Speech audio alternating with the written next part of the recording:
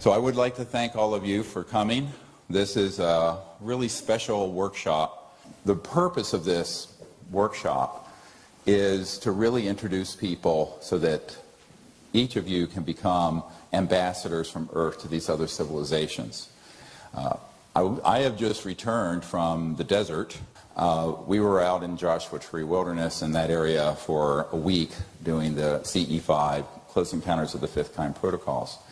And we had amazing events happen. So we'll get through towards the end of the day some of that, and I'm going to show some images of what has happened over the last few years on this CE5 journey. So I'm just going to say a few introductory things that most of you probably already know. I'm Dr. Stephen Greer, and I'm the founder of the Center for the Study of Extraterrestrial Intelligence and founded the Worldwide Disclosure Project movement back in the day. And, you know, I'm a trauma doctor by training, emergency medicine, and I left emergency medicine to do this because a whole bunch of us realized the world is in an emergency, and someone has to take care of that emergency. And it's an emergency in consciousness and spirituality and thought and vision as much as it is anything.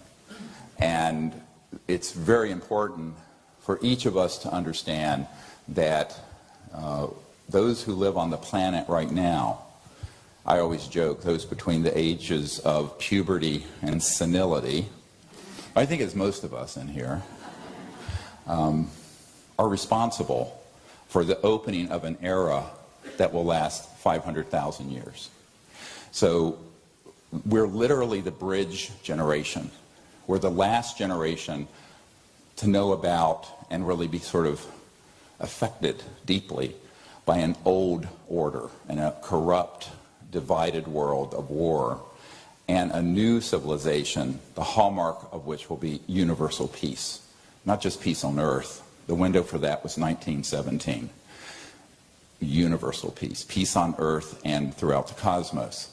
So the big picture is that we're the generation that has to get up to speed, notwithstanding all the false information on this subject, about what it takes to become a civilization that can go from where we are today to a civilization in a generation or two that will have open contact with interstellar civilizations, free energy, anti-gravity, the end of poverty, the end of war, the creation of a just world, and the understanding and deep consciousness that there's a singular level of awareness that will permit all that to happen. The science of consciousness.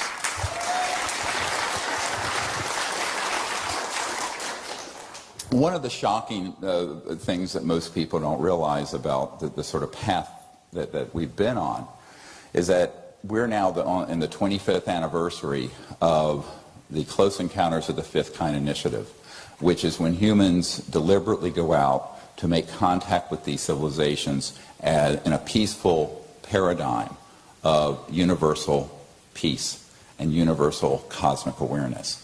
I founded this organization in 1990 as a result of our very early events, which some of you may have seen if you've seen the film Sirius. How many people have seen the film Sirius? A lot of you. It's on Guyam TV now in a lot of places. What's fascinating is that in 1990, when we founded this, the view was most people must know that we're not alone in the universe, but nobody was doing anything intelligent and useful to make contact with these civilizations. You know, there are over 4,000 landing trace cases where interstellar vehicles have landed and left physical evidence. 4,000. We have over 3,500 pilot radar cases in our files, where pilots with radar confirmation has tracked and seen these so-called UFOs. We have so much evidence and so many documents, and the Disclosure Project now has over 550, 600 top-secret military witnesses who have given us information, 110 of which are on digital video camera, and several dozen of them are at our website, SiriusDisclosure.com, S-I-R-I-U-S Disclosure.com. Everything I'm going to be talking about today is on that site. It's a huge site.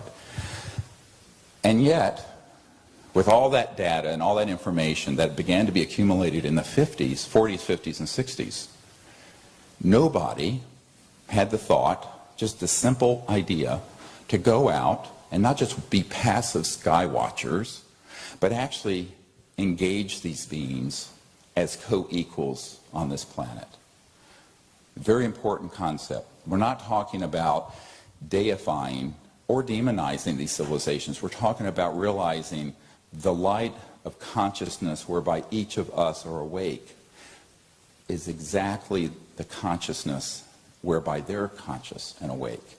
And that is the foundation of universal peace and universal relationships.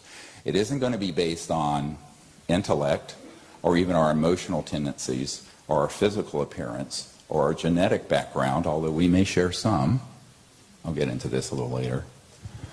Really upset some folks. Maybe at the Vatican. That's all right. We can shake them up a little bit. But the truth is, what's really essential about all of us is that we are all one being shining through many people. And once you understand the foundation in this deep spirituality, for lack of a better word, I make a distinction between spirituality and religiosity since they are usually inversely relationship to them. There's an inverse relationship between religiosity and spirituality in almost all cases. That's Greer's theorem. There are some exceptions, but for the most part. But there is this ability that each of us can experience that we're awake and be aware of just the mind, the awake mind. And guess what? What the early quantum mechanics scientists found, as well as Einstein, was that consciousness is a singularity, and it isn't divisible. Now, we may divide it with our own egos and selves and perceptions, but the ability to be aware of awareness, that state which has been called samadhi, or the higher state of just self-realization, that resides within every sentient being, not just on Earth, but on every star system. And that's the foundation of interstellar peace and universal peace. And that is really what caused me to start the Center for the Study of Extraterrestrial Intelligence in 1990.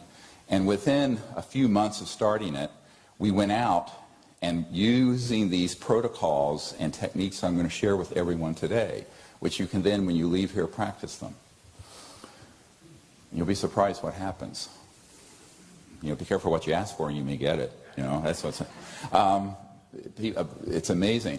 We began to have events where there would be extraterrestrial people and vehicles appearing amongst our group in the sky and being documented.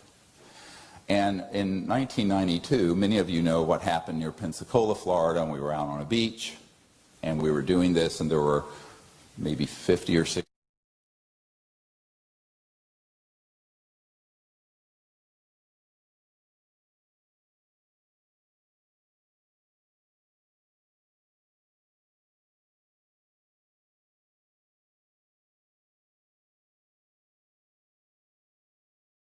And of course, back then we had the bad, high 8 cameras that aren't fantastic. But, you've seen the film where the guy from Louisiana is going, "Holy damn hot shit," you know that film? It's very cute. It's in the film Serious, as these are appearing. And what wasn't told is that in the parking lot where we were by the beach, there were partially materialized, almost like holograms, but not quite that clear, forms moving around us. And we had some electronic meters with us that started going off, and they were using them to talk to us through the electronics. What's been called by Dr. J. Allen Hynek high strangeness, weird stuff. And that's when a whole group of people jumped in their cars and drove back to Pensacola. But this is a bridge too far. I'm comfortable with one being over out in the sky there half a mile, but when stuff starts happening around us.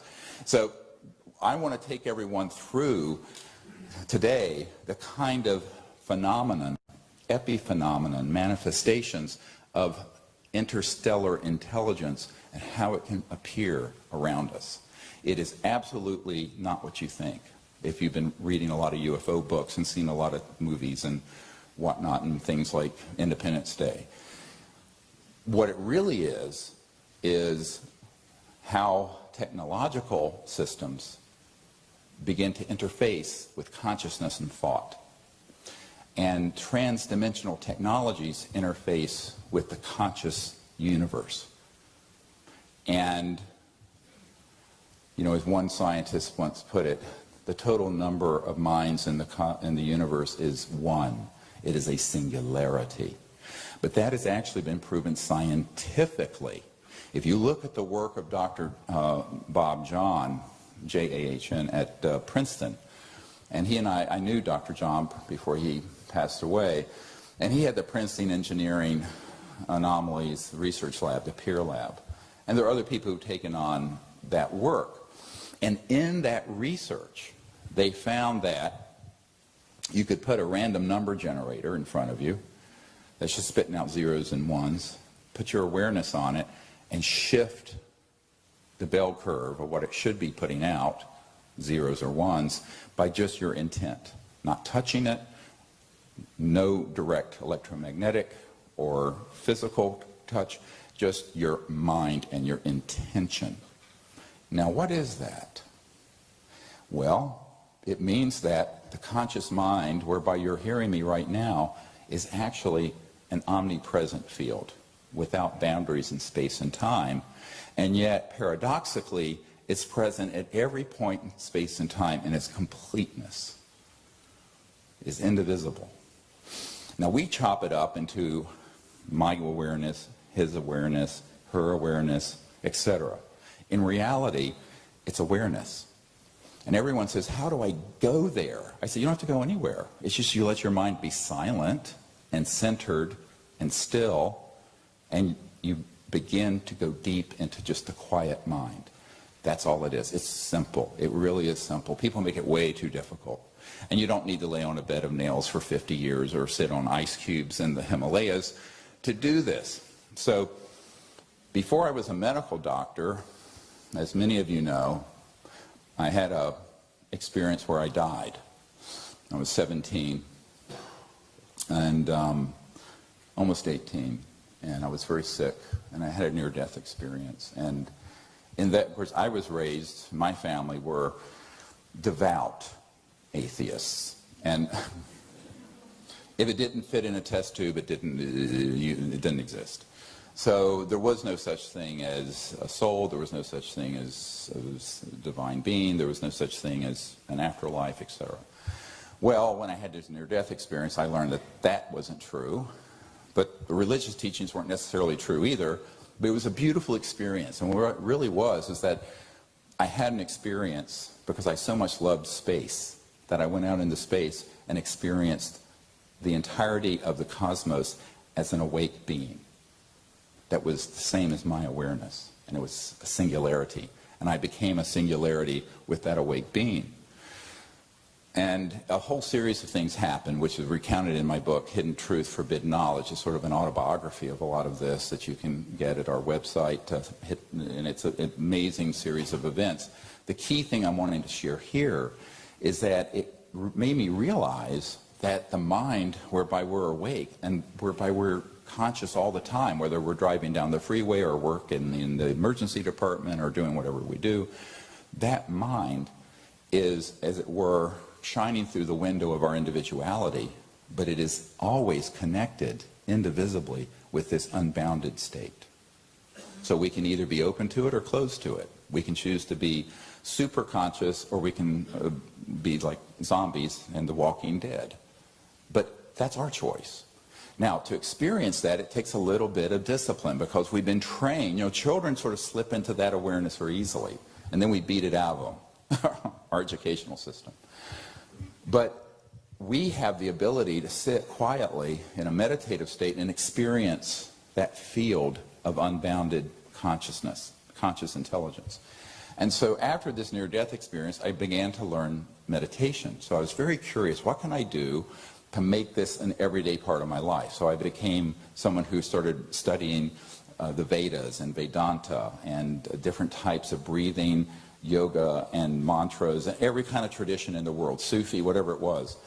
And I found that if I practiced diligently those techniques, I could sit quietly and go into the same state I was in the near-death experience. That was this infinite state of cosmic awareness. It was beautiful. Then, in October of 1973, I'm dating myself, I know, I was 18, I was up in the mountains of North Carolina, and I was sitting up by a fire tower up on Rich's Mountain at about 5,000 and some feet up in the Blue Ridge.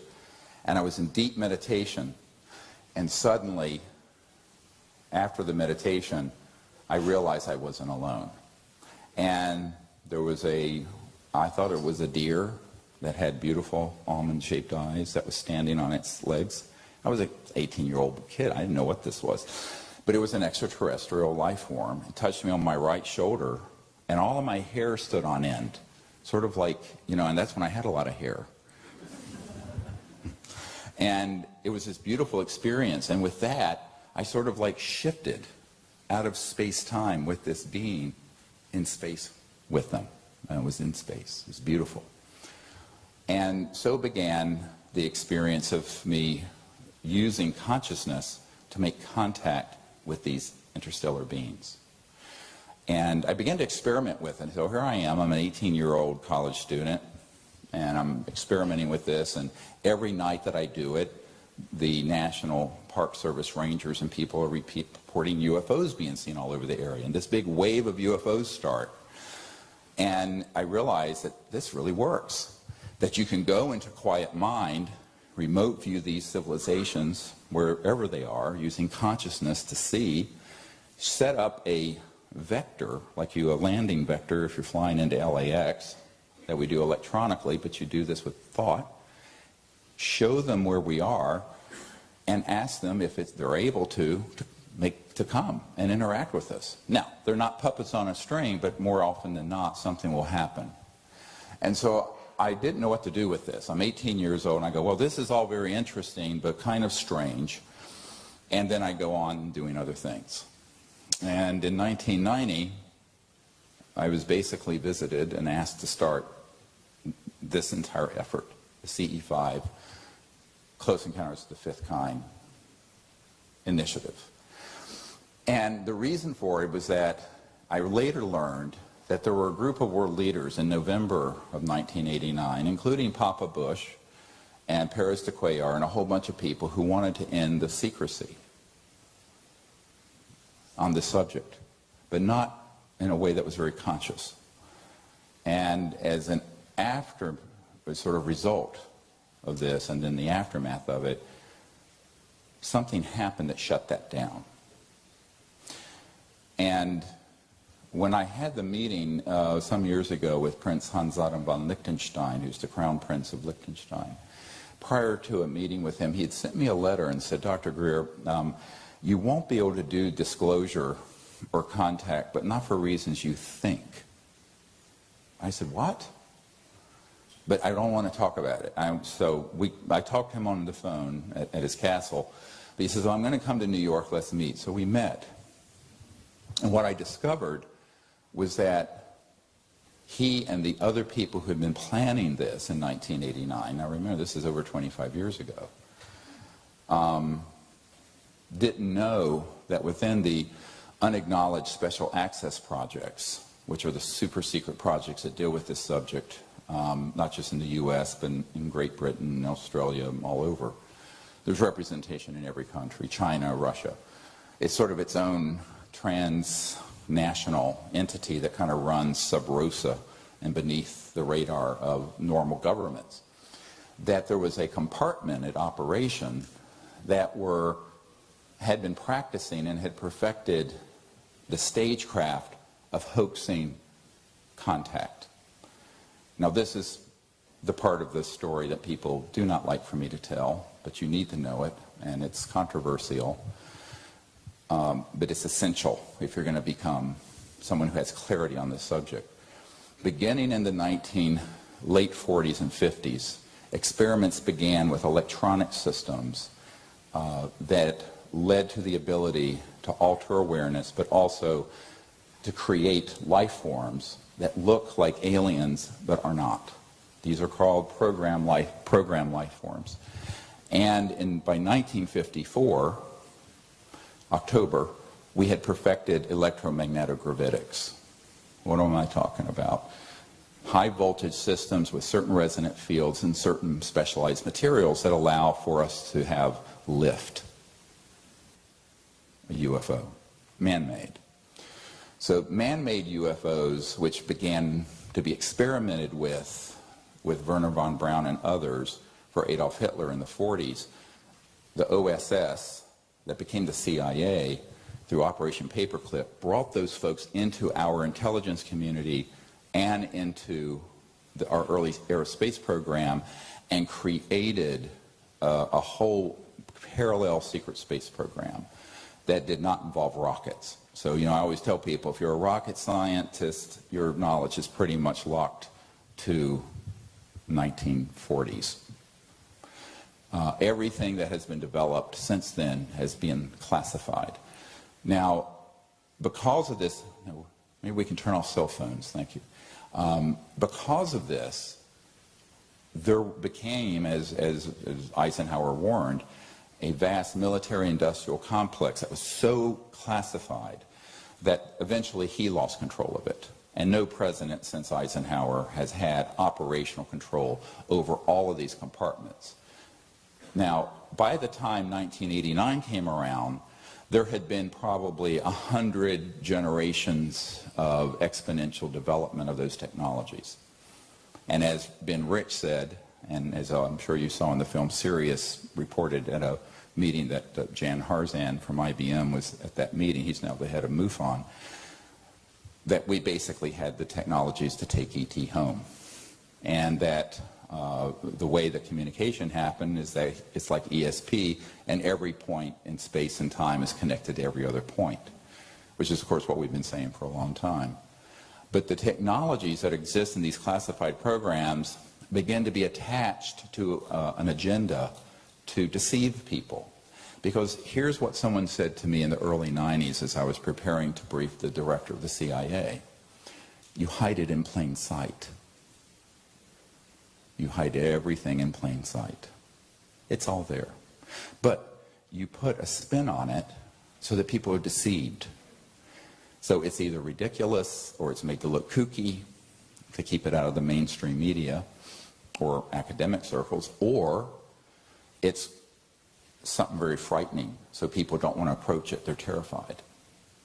And the added benefit of scaring people is that then you lay the foundation for what Wernher von Braun warned us about on his deathbed, that there was an agenda to stage an alien attack on Earth for the purpose of expanding the control of this military-industrial junta that is the biggest industry on the planet today, and seize more and more control through a false flag type operation like the Gulf of Tonkin in Vietnam, which, as you know, expanded the Vietnam War exponentially when we sort of hoaxed and staged the attack on our vessels in the Gulf of Tonkin in Vietnam.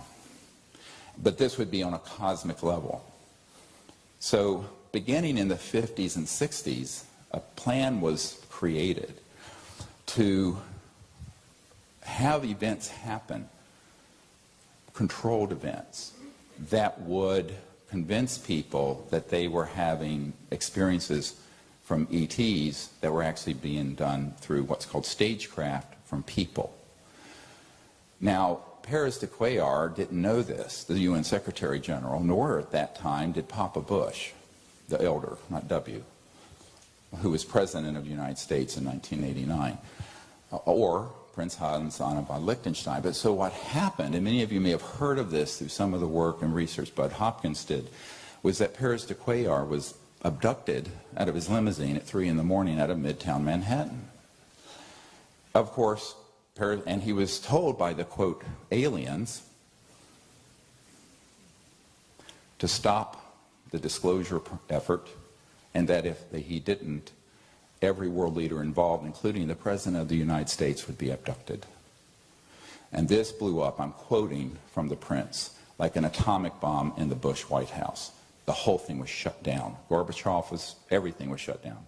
So Gorbachev was involved, Papa Bush was involved, Pérez de Cuellar was involved, and Prince Hans von Liechtenstein. Now, I asked the prince how he knew about this event that happened to Pérez de Cuellar. He says, because I'm very good friends with him and I was involved in this operation and knew about it when it happened. So that's the true story. Now, what Prince didn't know is that it was staged. It was what's called stagecraft. And I have a document from the 90s from the SSI, an organization that deals with Strategic Studies Institute is what it's called. And it talks about staging and hoaxing UFO events and abductions, it says the word, and mutilations for the purpose of scaring people so that it would create the psychological foundation for conflict in the future between Earth, humans, and these other civilizations. Now, I know this sounds terribly Machiavellian, and it is, but you have to consider, as a Pentagon person told me once, God help us that peace would break out because, well, I mean, you know, we're spending almost $1 trillion a year in the United States on military, homeland security, intelligence, et cetera, and so on. So you've got to keep some fires burning. So the whole global terrorism thing that's been manipulated to allow to get out of control, frankly, is to keep that fire burning until they can hit the button on the false flag interstellar. And it would fool almost everyone on planet Earth unless we wake up. So it's like the song from the 1970s, The Who, we won't be fooled again. Well, I think we were fooled again. 9/11 happened and we invaded Iraq. What a disaster. Now we have ISIS. So it's time for childhood's end here. And I'm going into this stuff not to kind of like scare people or be controversial, but I think that you need to know the truth about these things before we go on to what it means to become an ambassador to these civilizations. Otherwise, you're going to be taking all manner of baggage into your contact effort when you're out under the stars with your friends. So let's jettison the baggage and the disinfo packet, the disinformation packet, so that we get clarity on what this is. I don't speak of these things just to sort of put down any other person's research. I think most people are trying to report out what they're finding, but they don't know what the originating source of the finding is. For example, they don't know that EG&G and prior to that Siemens were building the implants that were being put into the people being abducted. They think they're from an interstellar civilization, which they are not. So this information is very explosive. People hate it when I speak about it because people like to have someone to hate. Now let's talk about that. Why is it that humans always want to find someone that they can vent otherness onto? Well, for a long time, I grew up in the 50s and 60s in the South. It was black people. I still remember having black and white water fountains in the late 50s and early 60s in North Carolina, where my father worked at a Sears store. Shocking. Then we had to hate someone else, some other culture, some other religion, gay people, whatever it is. You make up somebody that you can vent all of your hatred on and feel that you're better than they are. And where does this come from? Where does this original sin, if there is one, it's this divisiveness, come from? Well, if you study chimpanzees and other primates, which I have done, what you find is that they do organize into troops and into war. And we are 98.5% identical to chimpanzees. So we have this proclivity that can be exploited by demagogues, whether it be religious demagogues, political demagogues, ufology demagogues, covert, majestic, MJ-12, the group that was originally assembled to run the secret UFO programs, demagogues, to turn one people against another, or, like the movie Independence Day, turn an entire civilization against another civilization. Why? Because in that conflict and fear, they can amass more and more centralized power.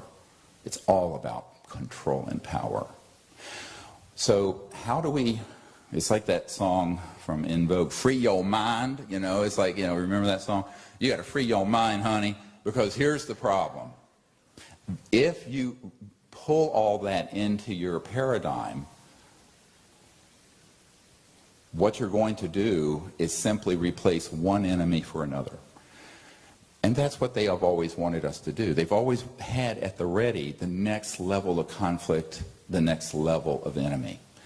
And the big one is not in Iraq or Tehran, it's out there that they're wanting to concoct. So I think we have to be very careful that we are not manipulated into this stupidity. Because if we are, we're going to get into the biggest catastrophe in human history, much worse than World War II. And I will remind you that no less a figure than General Douglas MacArthur in the well of the Congress in the 1950s, when he was leaving his post, said World War III will be interplanetary. So this xenophobia and fear-mongering and what have you began to be hatched about the time I was born in the mid-50s, and before many of you were alive. So we have to understand that the ability for a group that has trillions of dollars at their disposal to falsely inform people and to manipulate in a propagandist way, much like Hitler did against Jews and gypsies and gay people and socialists or whoever it was, to justify the Holocaust, that psychological warfare propaganda was basically taken from the ashes of World War II and then reapplied to this subject, which pretty much explains most of what is known as retail ufology. And it's for this reason that, of course, I've always been the black sheep in that field. Because people do not, I mean, you know, it's like Gloria Steinem said, the truth will set you free, but first it will piss you off. So people, you know, always say, we just want to know the truth. And I'm going, well, I'm not so sure you do. But I'm going to share it anyway. Now, this is what I learned in the early 90s. I didn't know this until the early to mid-90s because I didn't have meetings with people who were read into, military speak is read into, or briefed, at that level of compartmented intelligence, top secret SCI, special compartment intelligence. And I began to meet with not one. If I had heard this from one person, I would have dismissed it as crackpot. But I heard it from dozens. And then it began to make sense. But the problem is, there are people who've had contact, they get labeled an abductee, but they've had contact that was actually ET. And then you have people who have been targeted with what are called programmed life forms that are these robotic creatures. Everybody's seen the Stan Romanek tape of Boo, that little ET thing in the window? Well, there's one that Disney Studio bought up the rights for that no one has seen, but a few of us. I saw it in his kitchen, of one of these PLFs breaking into his house through a canister. He passed out, the camera falls over, and it's this gray that looks like a robotic thing. And someone from the intelligence community who apparently knew his father, who was in the Air Force, kept calling him with a sound-modified, voice-modified, British-sounding woman's voice saying, Stan, it's one of the fake ones. It's one of the fake ones. It's one of the fake ones, over and over again. So when I got to Stan Romanek's house in Denver, he said, what does this mean, a fake one? I said, and there was a MUFON investigator there who was supposed to be an expert on abductions. And I went, well, this is the ones that are being made in the outback of Australia at Pine Gap and at Dulce and at the Dugway Proving Grounds and underground bases, and they are nano-bio machines. They're biologicals that are robotic and have integrated circuits in their neural cortex. They're man-made. And people looked at me like, what? I said, you don't know about that? It began to be written about by Martin Cannon in 1988. So this is old news, but somehow it never breaks its way onto the History Channel. It never seems to find its way onto the Discovery Channel. It's Alien Invasion Week on the History Channel, or in the UFO conferences, or on radio shows, where if you talk about this, you will be blacklisted, which I have been. So This is the deepest, darkest part of the secret of the UFO issue, that they have developed technologies that can masquerade as ET that aren't, that there are technologies, as Ben Rich correctly said, the head of the Lockheed super secret skunk works up here in the high desert of California, where we could take ET home. We've had anti-gravity, so-called electromagnetic-gravitic anti-gravity, what have been termed ARVs, alien reproduction vehicles, which is a misnomer, because humans started experimenting this before we had Roswell. It got augmented by Roswell. But so we've had that since the 50s. But everyone ignores, now I'm a medical doctor and I have family members who are PhD geneticists from UCSF and other top schools. Everyone's ignored the biological.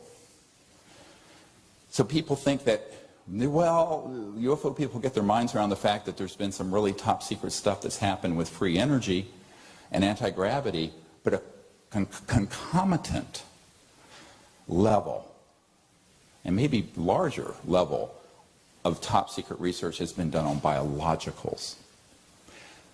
Now, because of that, we have to be very careful. In this sense, I guess I'm the biggest skeptic in this room about almost everything that's reported out as a UFO, because the first thing I have to go, after you've ignored people who see Venus or people who see whatever it is rising, or a star on the horizon twinkling, and it is something that is an unidentified object, is it ours or theirs? Is it ours or is it interstellar? You've got to go through that algorithm. First thing, off the bat, boom.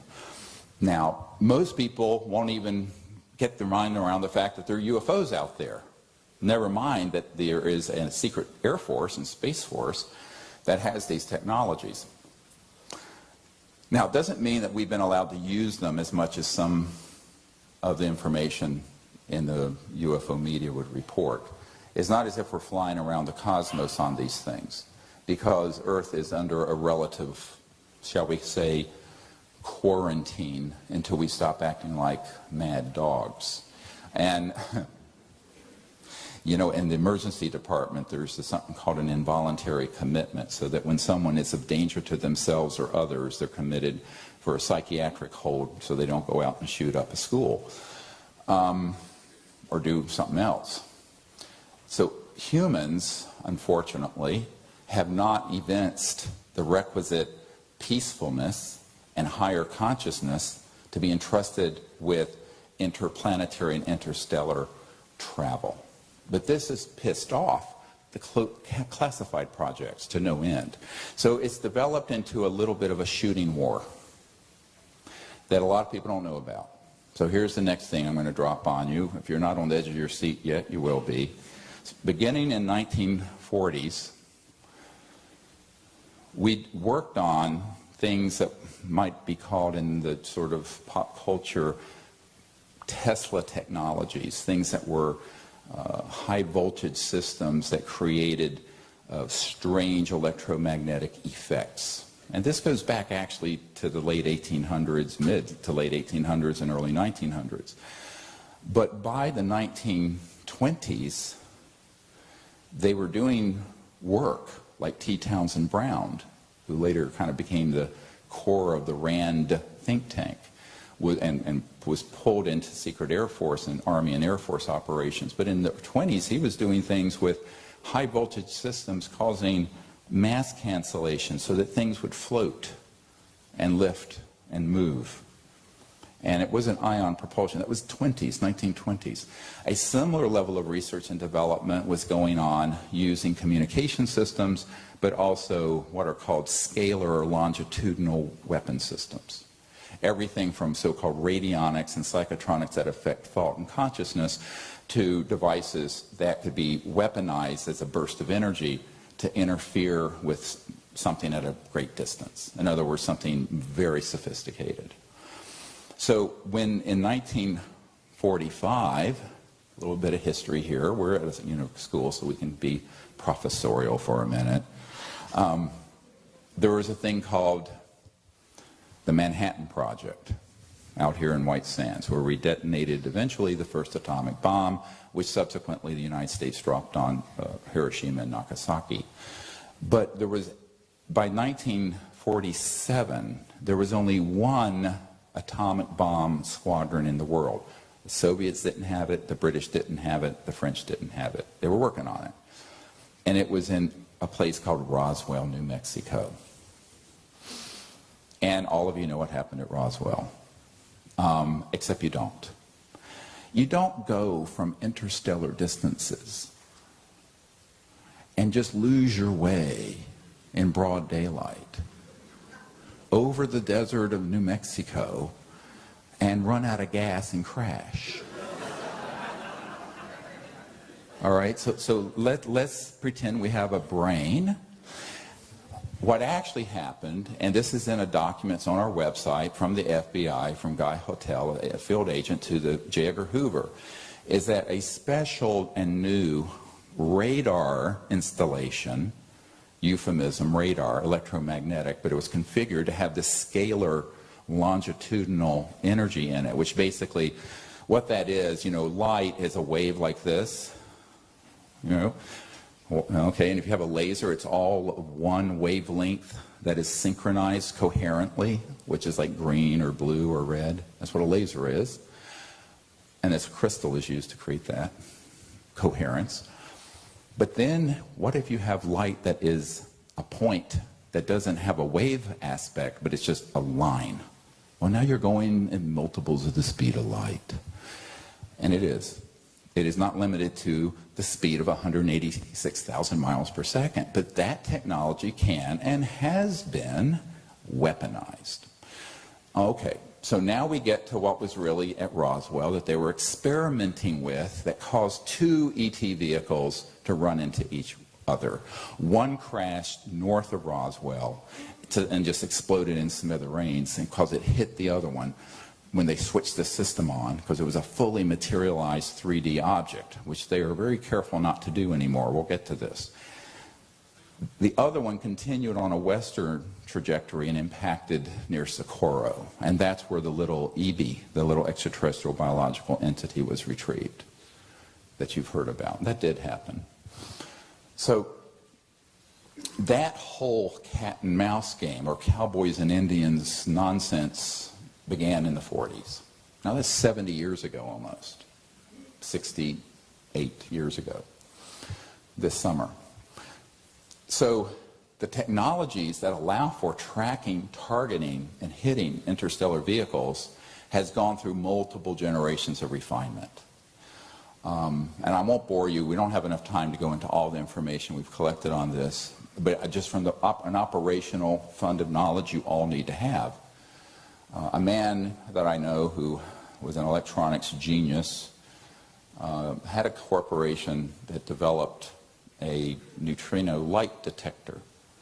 And what that is was his way of expressing when an object is not fully in the 3D, it's not fully materialized, it moves as it begins to cross from the transdimensional world, which is closely approximated to what you would call astral dream body energy. You're going to find out in a minute why they call Dreamland Dreamland out here at Area 51. That spacecraft, as it steps down, as it were, from the energy and resonant field that's transdimensional and non-materialized, releases a burst of this neutrino energy, or neutrino light, that this man, not for that purpose, for other research purposes, had invented a detector for. But in 1974, I believe it was, he was hit with a national security order, bless you, a national security order, NSO, so that technology was seized and put on all the NRO satellites, National Reconnaissance Office. So now we have a geosynchronous position satellite system that looks not only towards Earth but out into space with these detectors that can pick up an ET craft when it's stepping down out of transdimensional space, we'll discuss this, or hyperdimensional, into 3D, and then lock on it, and they will then attempt to hit it with one of these scalar longitudinal weapons and sometimes with EMP, other kinds of electronic weapons.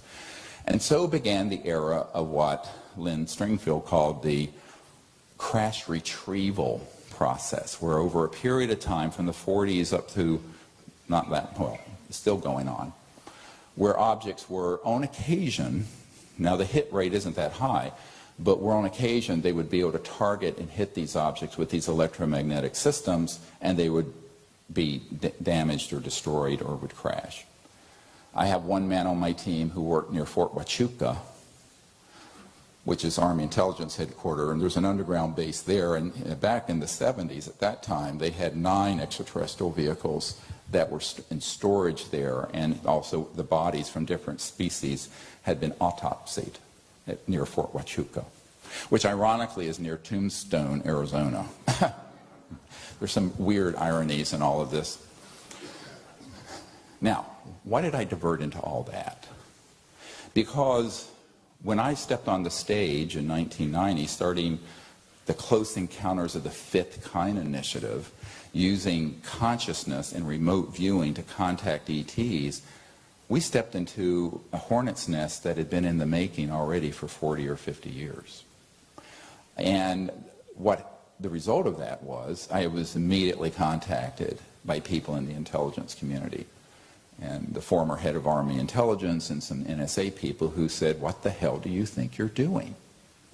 And I said, well, I'm doing exactly what I've written I'm doing. I'm going to organize teams to be citizen diplomats to these civilizations using advanced concepts in physics and consciousness. And basically I was threatened and told I shouldn't and couldn't, and I said, watch me.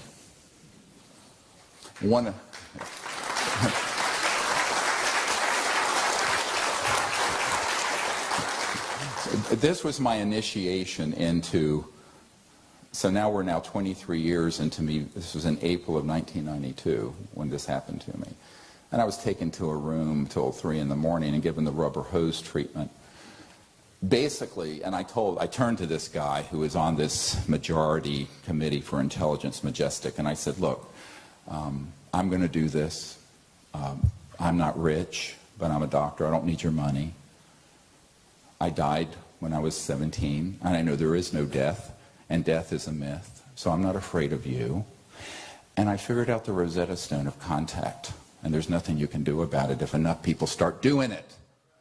And he went like this and looked at me and said, well, you know exactly who this son of a bitch is? This old white-haired guy said, yeah, that's right, I am that son of a bitch. And then I said a few other choice words. Hey, I'm an emergency doctor, not, you know, a new age, whatever. So, you know, here comes the chest tube.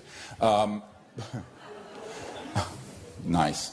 But, you know, I basically said, look, I've done some research on you, and I've got some documents on you that if you get in my way, you'll be in Fort Leavenworth Federal Penitentiary for the rest of your life. So leave me alone. You know, so this is that in 92. So for 23 years, I've been dealing with that level of chicanery and nonsense. But the key thing to understand is the thing that launched the Disclosure Project was this. This is what launched all of it.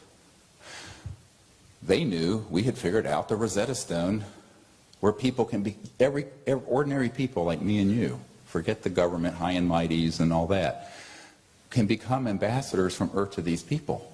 And if enough people did it, this would be their ultimate nightmare because it's decentralized. See?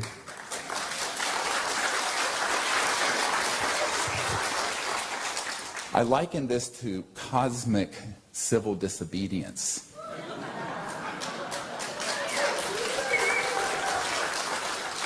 Just like Martin Luther King with the civil rights movement, if you've seen Selma, or Gandhi, or whoever, we're owning our right to be free citizens of the earth, free our minds from the disinformation, go into the future in universal consciousness and peace, and create a time of universal peace for 500,000 years. That's our job.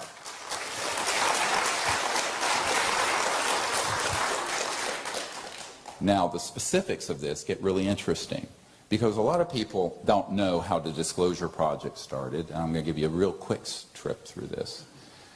After we successfully tested with groups of people and made contact, and they knew we had,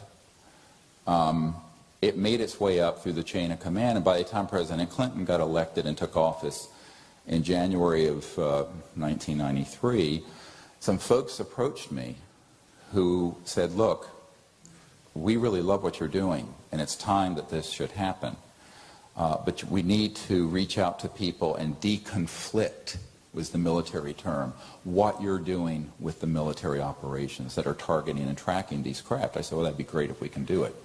So I had a military advisor who set up meetings between me and initially the head of the Foreign Aerospace Science and Technology Center, which was the Foreign Technology Division back in the 40s of the Air Force at Wright-Patterson Air Force Base. This is where the Roswell stuff was sent.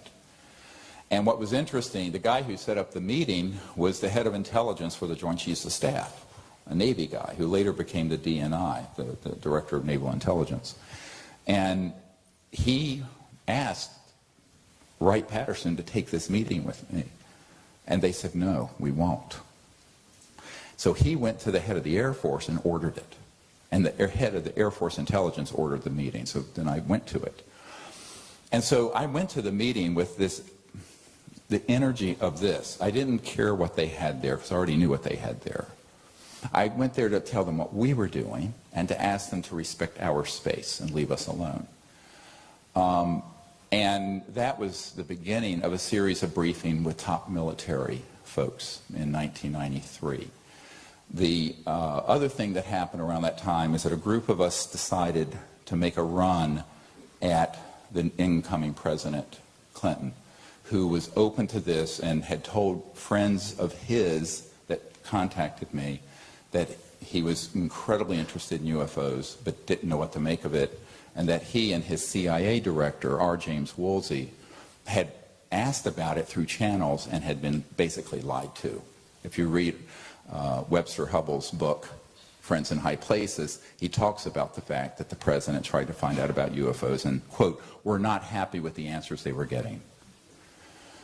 So they reached out to me, and I said, well, okay, let's make a briefing. So what you have now, if you go to SeriousDisclosure.com, the briefing materials are various generations. This is what we gave to President Obama, of the briefing asked for by President Clinton and his CIA director. And what we wanted to have happen, now this is in my constitutional naivete. I was in my 30s. Young doctor, thought we still actually had a democracy and a government that was functional. How foolish of me, I presuppose. But I was young and full of hope, thought that would happen. So I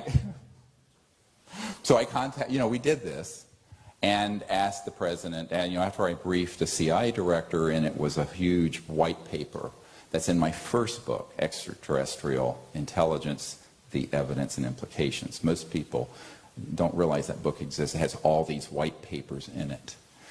So, position papers and recommendations for the president. And I realized very quickly, within about a month or two, that the president didn't want to do it. But the reason the meeting was set up to begin with is because the friend of the CIA director and the president had known that we made contact through the CE5 initiative. So this interplanetary ambassador program is what started the Disclosure Project. And it started it quite accidentally. I never thought that I would go there at all. I wasn't interested in these politicians and military people. But what I realized was that we weren't doing this in a vacuum.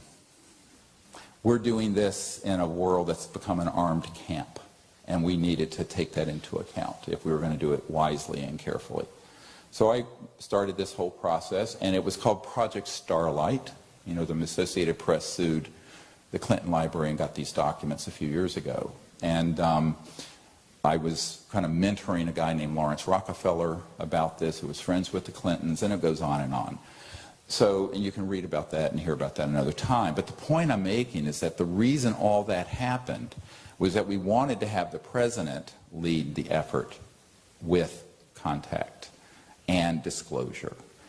But a good friend of the president's came to my house and said, look, we think that this is great, but if the president pushes on this issue, he'll end up like Jack Kennedy. And so I said, well, what do you want me to do? And he said, well, you need to do it. I said, how nice of you. And it became very clear to me that what they were saying is that I wasn't important, I was expendable, and it didn't matter if I was killed. So I accepted that, as that my place in the world is an unimportant I'm the throwaway person, you know, it's expendable. So at least people in Washington think. So that's fine. And then what happened, we went to the Congress. So I met with members of the Senate Intelligence Committee and all this, and then they were very interested, but then they would get a visit and a little bit of a threat, and they'd put their tail between their legs and run. So then comes 2001, the National Press Club event, where we had the first of the military top secret people come forward, and I went around the world interviewing 110 of them, and now there's 500 or 600 of them. Most of them don't want to be on videotape. Some are and are waiting. I can release their information when they pass away posthumously. But so the whole disclosure movement started because we realized that the world needed to be educated on this, and initially we wanted the heads of states to do it, and then they wouldn't do it, so maybe the people's representatives to do it, and then they wouldn't do it, we have to do it. So we did it. And now 50 to 60% of the population believe UFOs are real and the government's hiding something when it used to be 25%. However, most people don't know the level of granular detail we're going into here today, which you need to know if you're going to be an ambassador to these civilizations.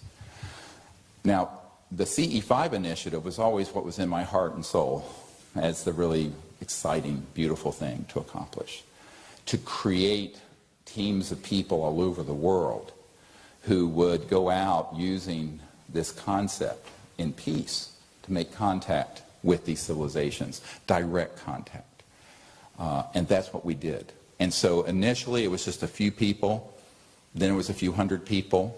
Now if you get the app, you'll see the whole globe is lit up with little CSETI triangles, what we call the little logo symbol for the Center for the Study of Extraterrestrial Intelligence. Every continent, virtually every country has teams.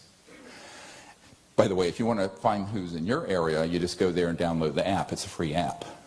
It's the etcontactnetwork.com app, but it's linked from our website, SiriusDisclosure.com.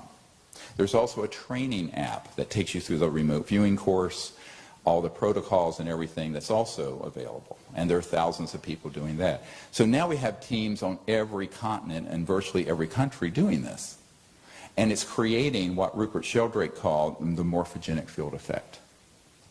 So we're getting to breakout, where you have then thousands and eventually we'll have millions of people understanding that they can bypass these lame and useless bureaucracies in our governments and just do it themselves. Empower yourselves. And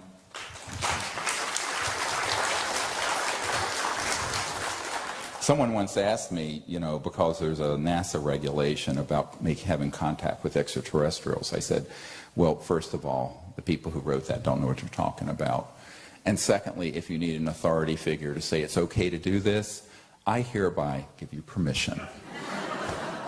I mean, you know, people are so fun. Who's responsible for this? Nobody. Because there is this corrupt and illegal operation, which we proved was illegal. If you're in a project where you are lying to the President of the United States and the members of Congress, it is a priori illegal. Full stop. End of discussion. Once we proved that, and we wrote a letter to every division of the government stating this, we said we're going to come forward with documents, evidence, top secret testimony from people who had security oaths, but that they were all exonerated from it because the operations are themselves illegal and cannot cite the National Security Act to enforce it. Do you know to this day not a single person has been prosecuted in our team? This is not like Edward Snowden, because Snowden revealed things that were being overseen by the President and the Select Committee on Intelligence. We're revealing things that are where they're deceiving the President and the oversight committees, and therefore they are rogue and illegal, and we can do anything we want with it. Get it? That's one of the reasons why we went through this process from 1993 to 2001 to dot the I's and cross the T's. Because if we had not done it properly, it could have been claimed that there was appropriate control and oversight, and therefore the people I was asking to step forward outside their national security oaths were breaking the law. We had to go through this process. That was the thinking behind it. I wanted you to know that. But all the time we're doing that, we're going out with these teams doing contact. Because I knew that the real action is with the masses taking this back. So the only way that can happen is if people understand who they're contacting, how they appear here, and what are the protocols. What's the science behind this? And the science behind this is centrally located in the science of consciousness and transdimensional physics. So now I want to transition into that. Having laid this sort of, created the milieu of how all this developed. Because if you go out under the stars and you don't know the difference between a Lockheed Martin or Northrop alien reproduction vehicle and an ET vehicle, you don't know what you're doing. I'll give you a hint. The ones that are made by us feel like it, look like it, and they have moving parts and rivets and seams if you're up close.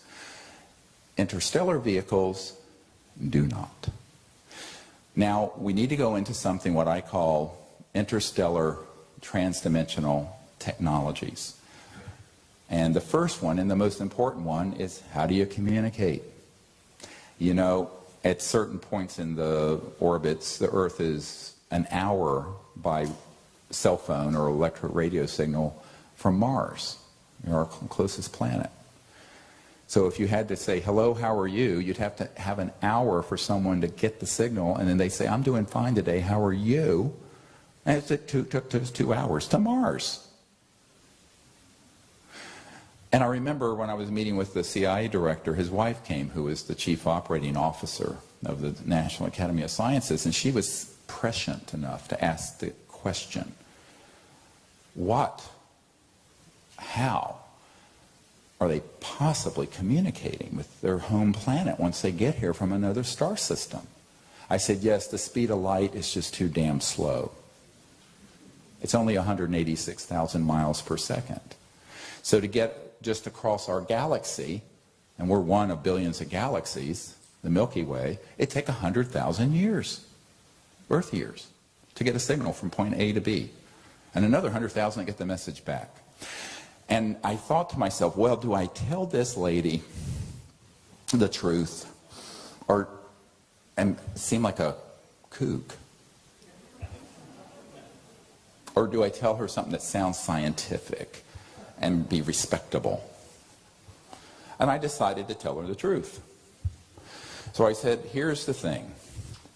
You can take one of these, and an advanced version of it, an electromagnetic box, a little thing, but it's so refined in its electromagnetic systems that they cross over beyond the speed of light into, and even beyond the so-called scalar longitudinal systems I talked about, into what I call coherent thought or feeling and consciousness. So they become what I wrote a paper in 1991 called the Comprehensive Assessment of the UFO ETI, Extraterrestrial Intelligence Subject.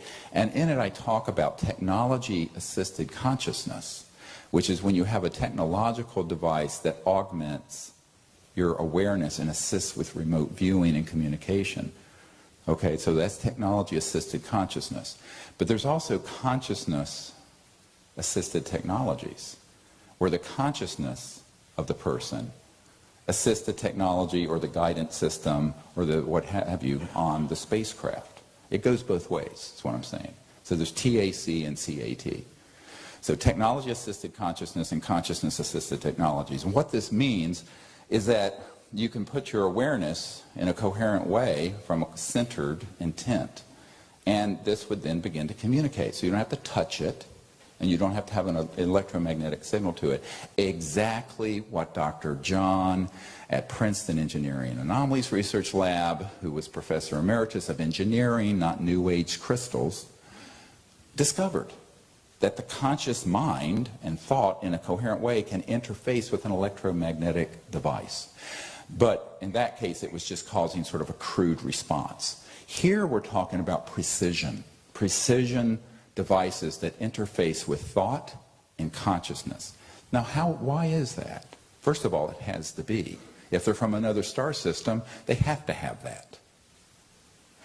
And secondly, it is the nature of going superluminal, faster than the speed of light.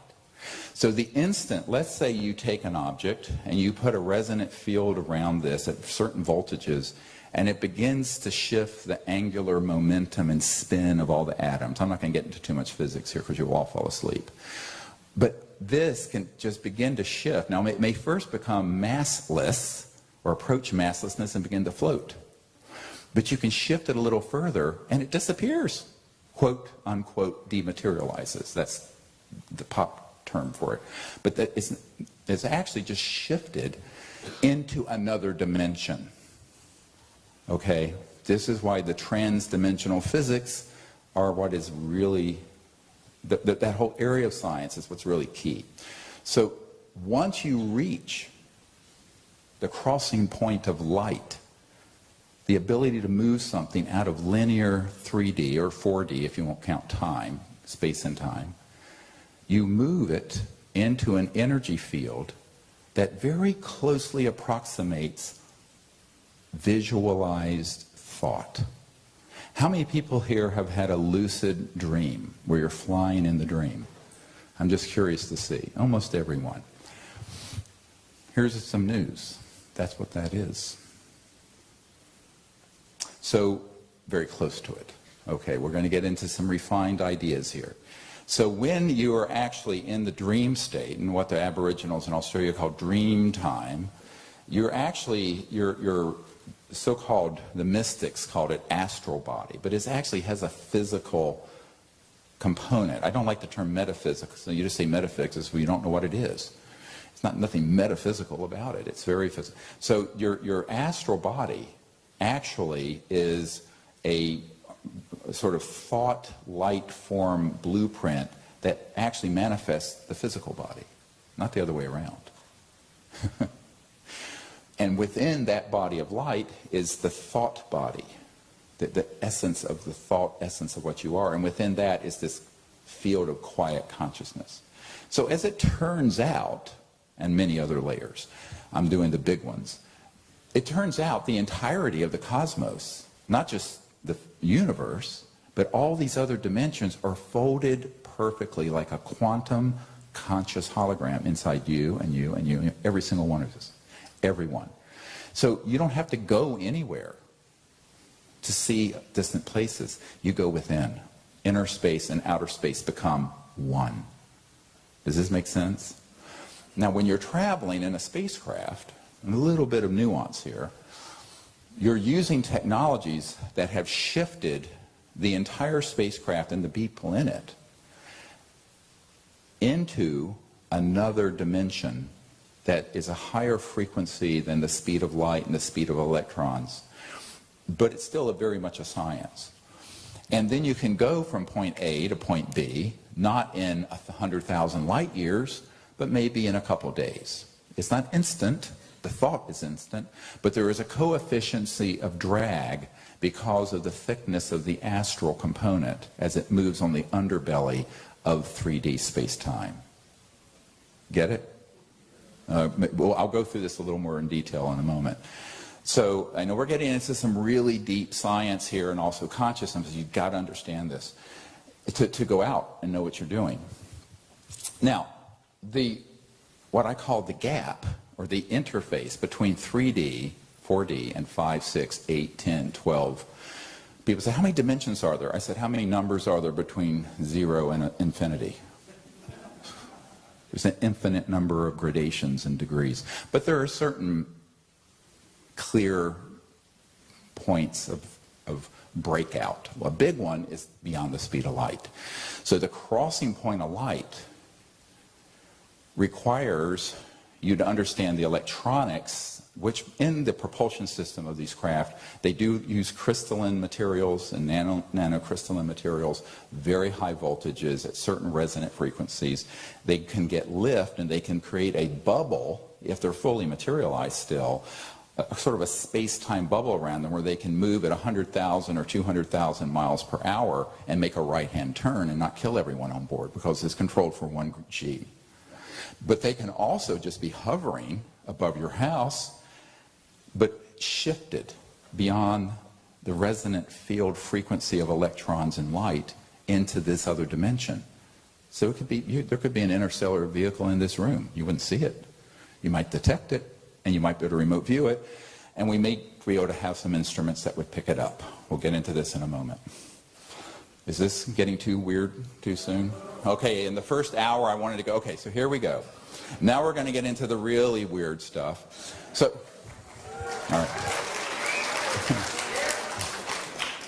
So what I'd like people to understand for a minute, okay, just visualize, if you will, this, oh,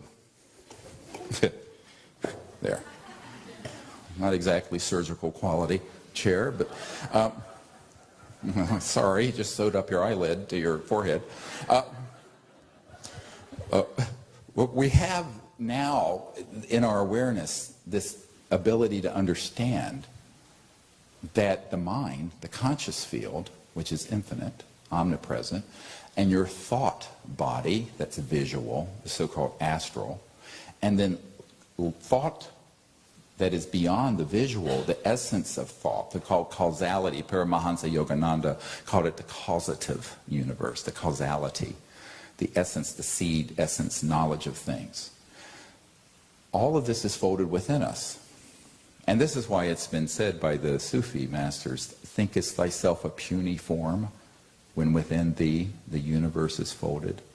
So the entirety of the cosmos, and not just the 3D universe or 4D, but all these other dimensions are folded within the architecture of consciousness, the structure of mind, if you go into quiet, deep states.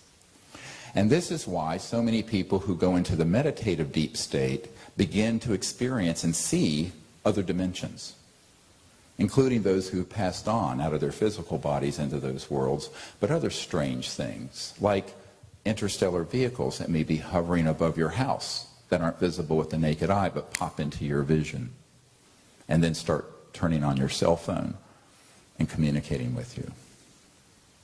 Strange stuff. So if you're wanting to make contact with these interstellar civilizations, you at least need to move beyond the smoke signals phase of understanding, right? So we're not communicating with each other anymore with smoke signals. We use radio waves. And let's be a little humble here. All of our smartphones, not so smart. They're using technology from the 1800s. I mean, the first telegraph was in 1844, right? You know this? That's what it's also, that's all it's using. Now it's been miniaturized and it's, you know, but that's all it is. It's still at the speed of light. Everything that has been developed that is transdimensional in physics, new energy, where you get energy from these other dimensions, including the 0 point in quantum vacuum and what have you, anti-gravity and communication systems that have been developed since the mid-1900s are classified. So let's think about, let's take a big step back. Our cars, the engine, Mercedes, 1888, something like that. Trains, choo-choo trains, mid-1800s. Jets were invented in the 30s, didn't get into widespread application until later, but 1930s. And rockets, 1940s. Atomic power, nuclear power, 1940s. That's it. So do you really believe that there has been no development in physics or science that are in applied physics for 70 years? It's ridiculous. But no one's asking the question. We ride around on the freeway in these clunky things from the 1800s and fly on jets from the 1930s and send people on Roman candle rockets that blow up periodically like the space shuttle from the 1940s or from the Chinese rocket era. There is no reason for us to be living so stupidly on the planet, but we are. But part of it is that we have to become informed of what is out there. And it isn't just free energy devices and anti-gravity, it's the transdimensional physics and the understanding of where consciousness and thought interface with space and time and matter. So you hear this accounts of the adept yogis who have reached a state where they can levitate. That's real. Or where they can, solid matter can go through solid matter, or where you can materialize an object. All the things that can be done with interstellar technologies from other star systems can also be done with consciousness and thought if you develop it fully. And these are called the miracles. Well, it's only a miracle if you don't understand what it is, right? One person's miracle is another person's light switch. Think about it. Take this to Thomas Jefferson. A couple hundred years ago, near where I live in Virginia. We were Monticello, his house. And it would be metaphysical. It would be fantastic. It would be a miraculous thing. Now we use it with alacrity and actually with no big fanfare.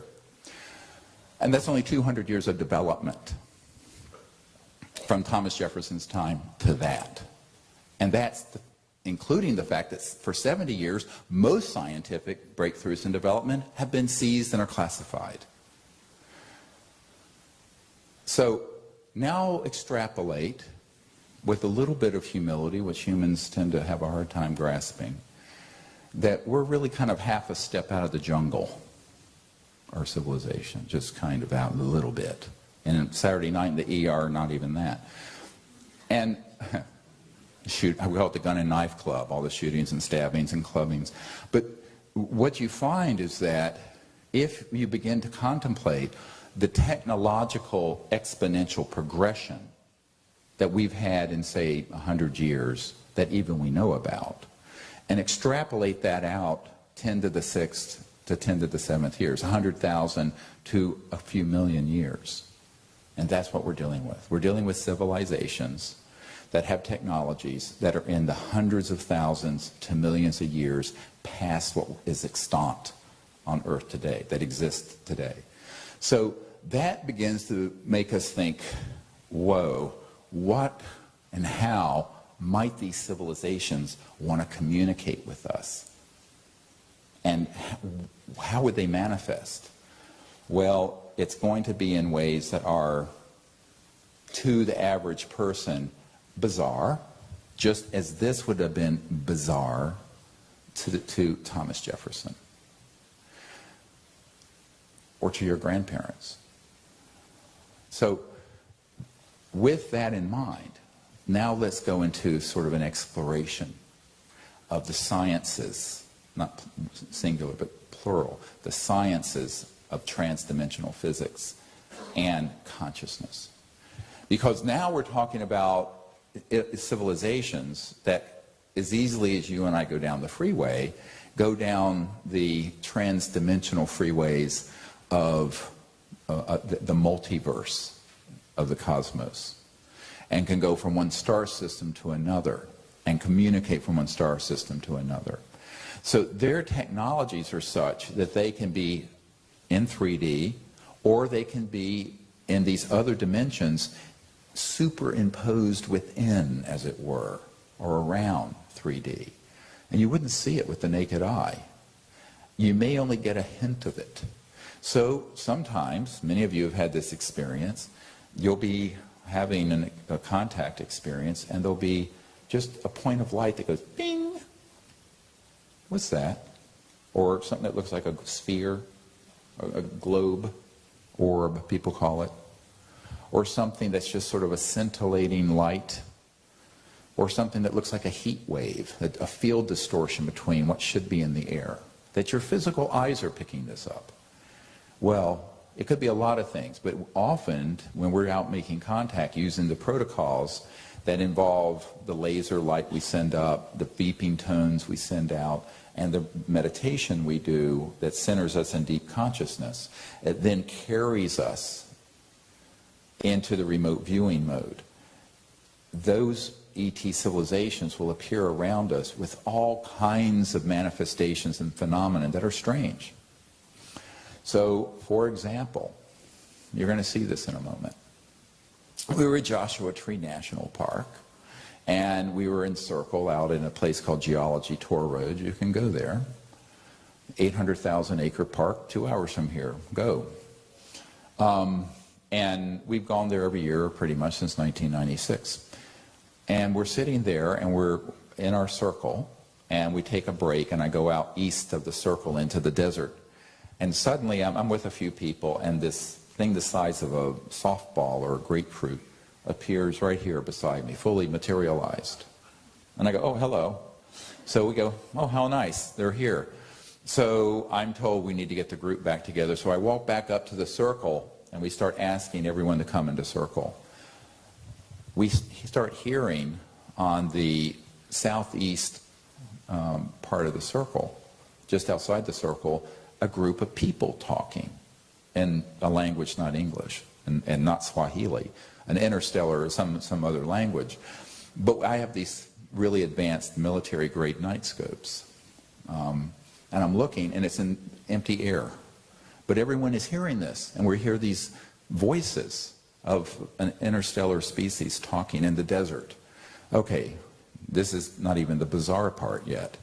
So I tell everyone, let's get back into clear consciousness. And a woman who was with me, Raven, I said, take a picture because they're right there. And I actually pointed out where they were, and we could hear it. She could hear it. Everyone did.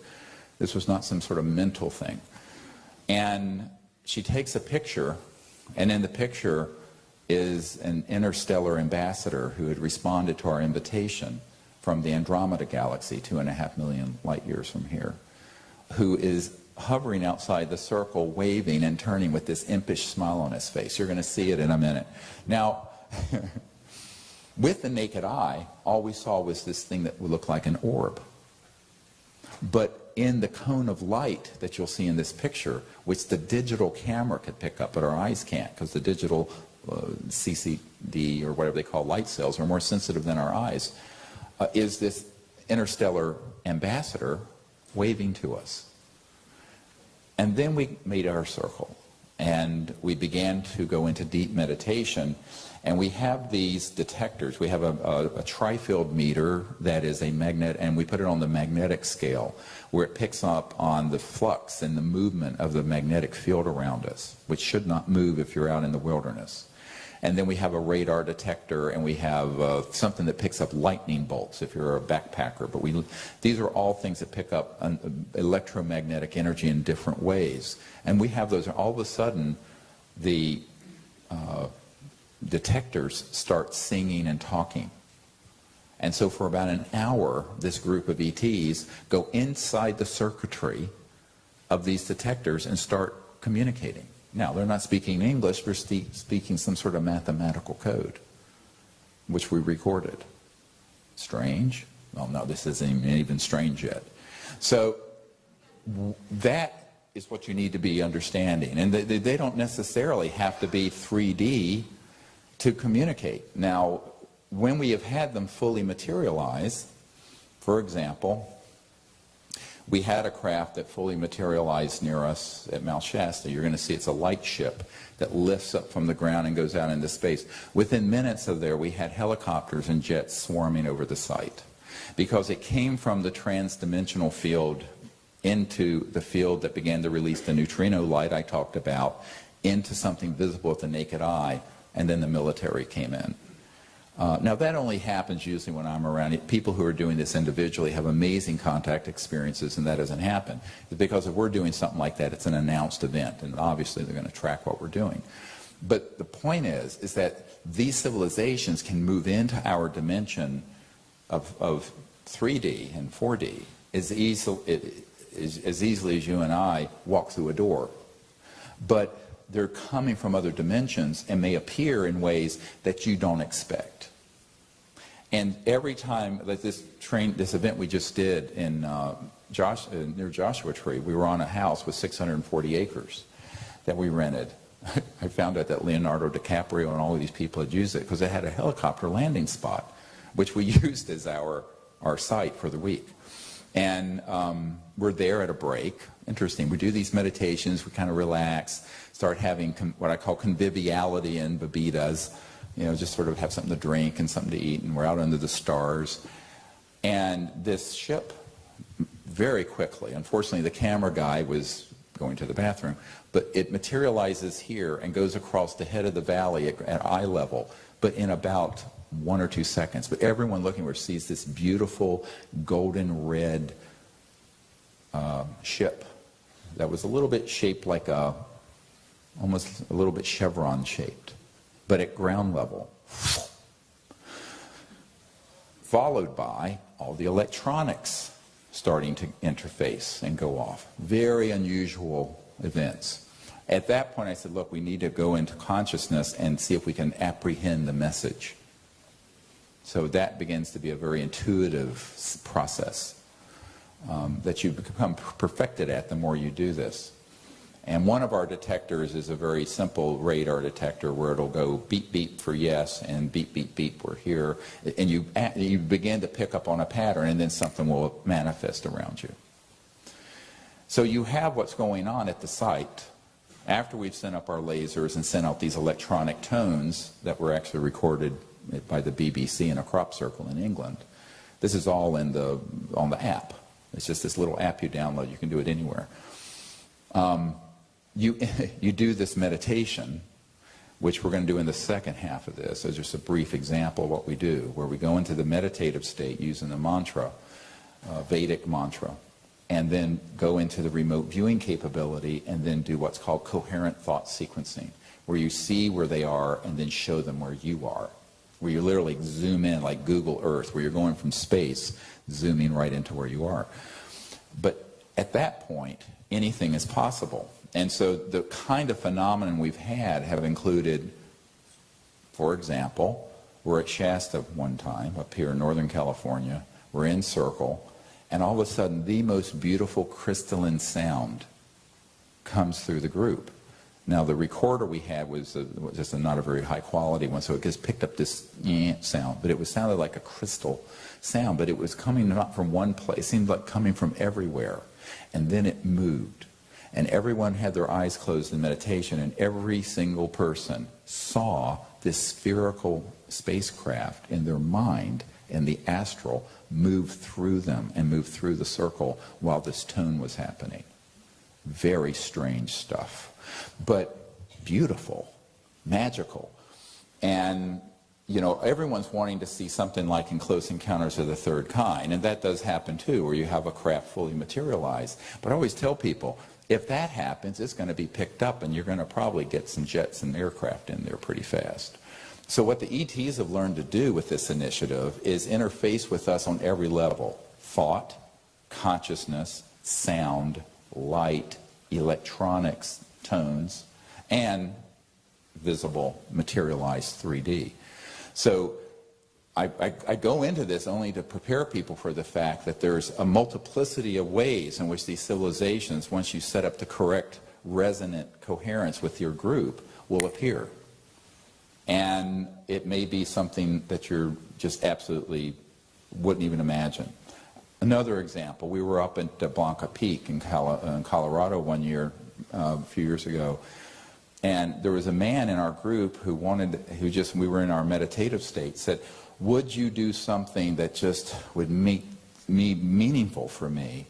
And he was a sort of a computer nerd and mathematician, and he wanted them to begin to communicate through the Big Dipper, you know, the stars in the Big Dipper, by turning them on and off. Well, you can't turn off stars, but sure enough, there was a reddish glowing object that came into the sky, was sort of sitting by a cloud, vanished, and then one by one, for 23 minutes precisely, different stars in the Big Dipper in a crystal clear Colorado sky went on and off.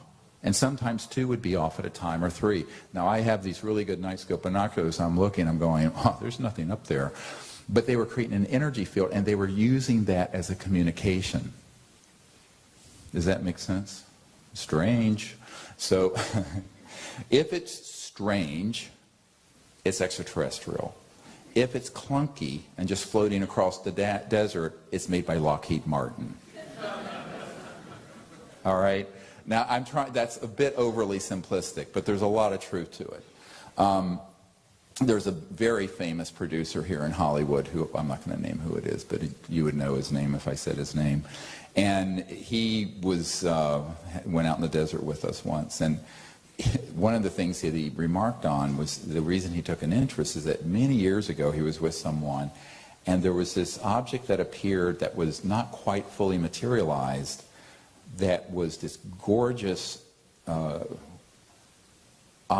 was like it was this living, organic thing, and with a light that was just amazing. And he and this person he was with had this amazing contact experience in thought that came to him. But it was visible but not solid. And then a few years later, he was in the Unita Mountains outside the Dugway Proving Grounds, the top secret underground facilities that are there near Provo, Utah. And this thing came along, and they were going to do it, scouting for places for a film they were doing.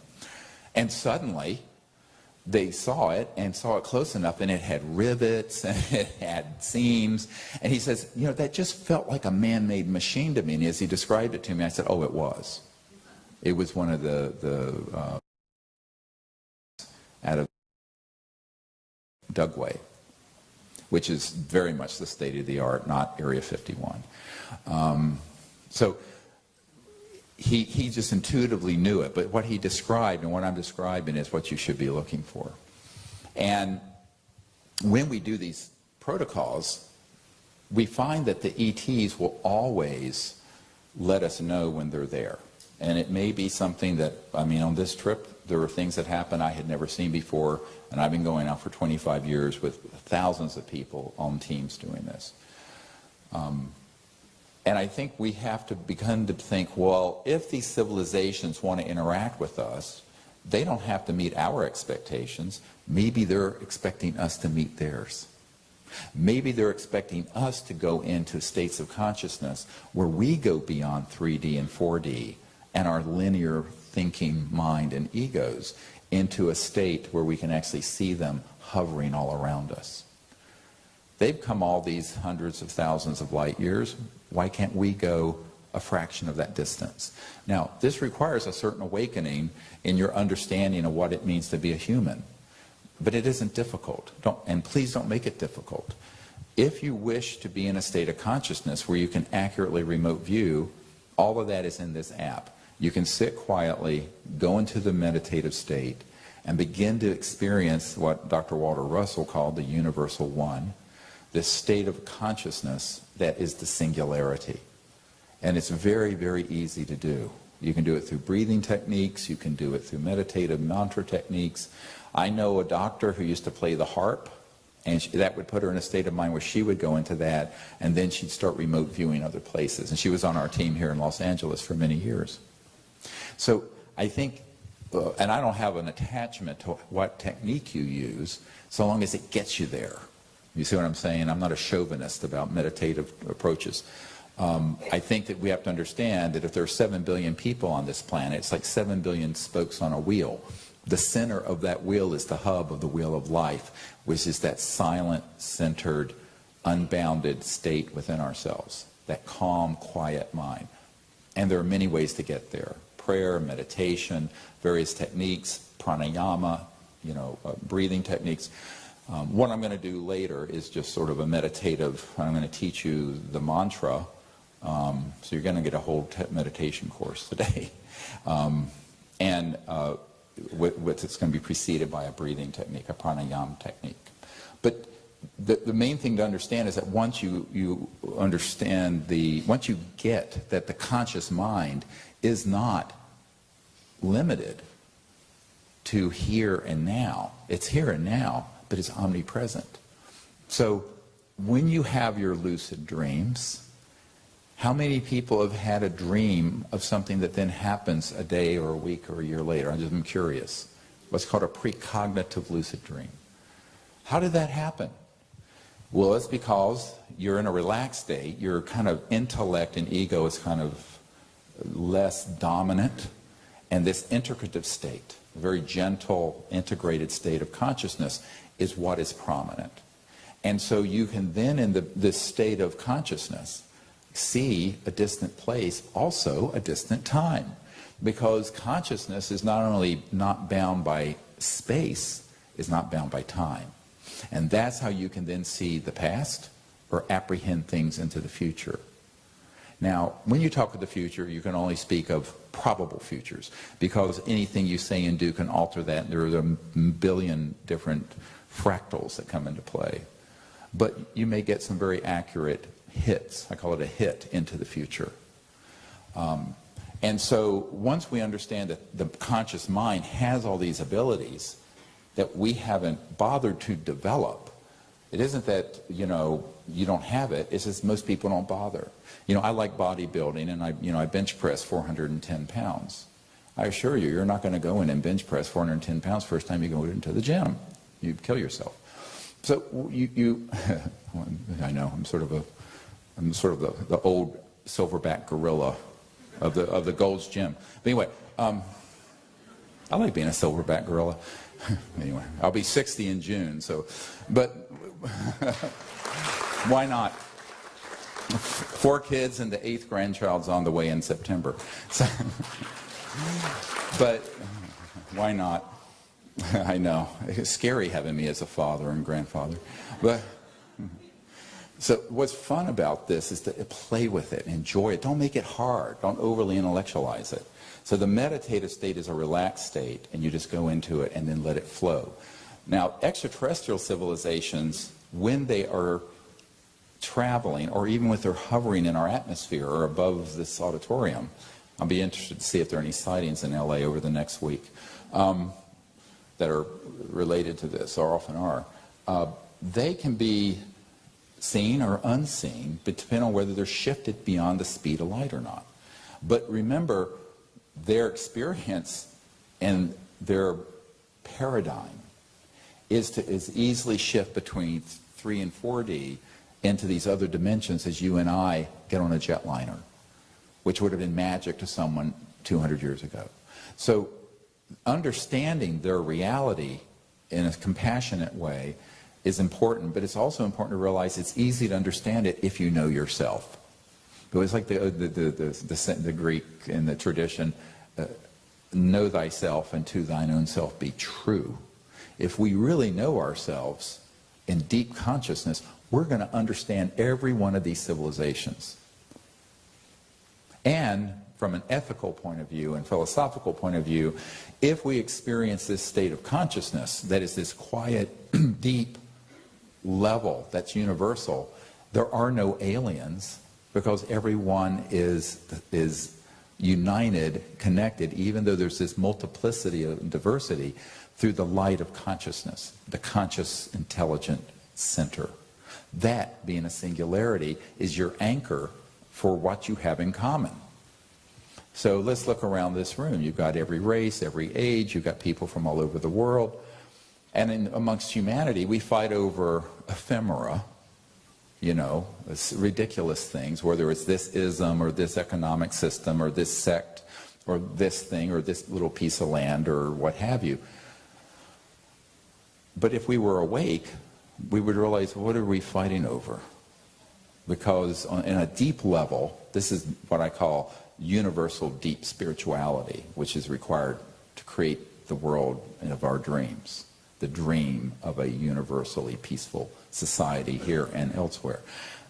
We have to personally experience that state. And it isn't an intellectualization. It's the experience of the fact that we're awake, and we can be quietly awake and be aware that we are all beings. And this is what the Buddha called the heart of compassion. And in the early Christian area, it was the beatific state. There are every tradition describes this state. There's no monopoly on it, although people like to create monopolies and divisions. But the truth is that the spirit and the essence within us of the awake, conscious being is fully in everyone. It's just a matter of whether you want to practice becoming quiet and realize it, and then put it into applied sciences, such as remote viewing, coherent thought sequencing, and contacting ETs for diplomatic peaceful contact. That's what in the Vedas would be called a siddhi, S-I-D-D-H-I, a power, an ability, a gift. But you can practice that. Same thing as you can practice, if you wish to, how to levitate. You know, although I'd say it's a lot of effort and not worth the trouble. Easier to walk across a footbridge. You know, the Buddha tells us that there's this great story of the Buddha coming across someone who'd spent so many years, about 30 years, practicing meditation, but for the purpose of being able to levitate across a stream. And he was full of pride and ego about this. And he was saying, "Oh, look, Buddha, I've mastered the ability to levitate." And he goes from one side of the stream to the other. And he did, and he actually did it, which can be done and has been done. And then the Buddha walks across the footbridge and says, "Yes, but you've wasted 30 years of your life. You could have just used the footbridge." So we want to put our awareness on things that are actually useful in our lives and also useful for the planet.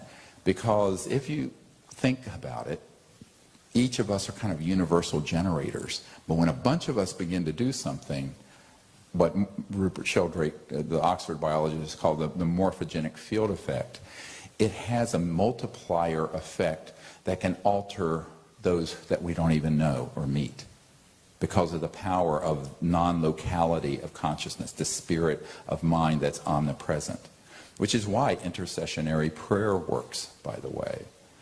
Now, an interesting little side note to do with the work of Dr. John at Princeton. He said he found that if there were two people who loved each other or were united, coherent, let's call it, and cared for each other, were to put their mind and agree to what the random number generator would do, it didn't have an arithmetic effect. In other words, it wasn't double the effect, it was an exponential effect. So what happens when thousands of people enter into the meditative state? What kind of coherence and effect does it have in the world, even on people we don't know? It's huge. But now we're talking about doing this for the purpose of creating a peaceful world civilization that becomes interstellar. And so the ETs, these civilizations, are enormously interested in people learning to do this and doing it together. And you don't have to do it with, 250 people. You can do it with 2, 3, 4 people. And people will tell you who've been on these expeditions for a week, it happens quite easily once you understand the principles. Does this make sense? Yeah? Let's go through some of these images. I want to play these. If you can play these folks up on the... Now what they're going to do, they're going to dim the light on me, and they're going to dim all the lights in the house. And after this, we're going to take a break, and then we're going to do the meditation. Thank you. So, this is this being I spoke to. This is Bijou, was his name.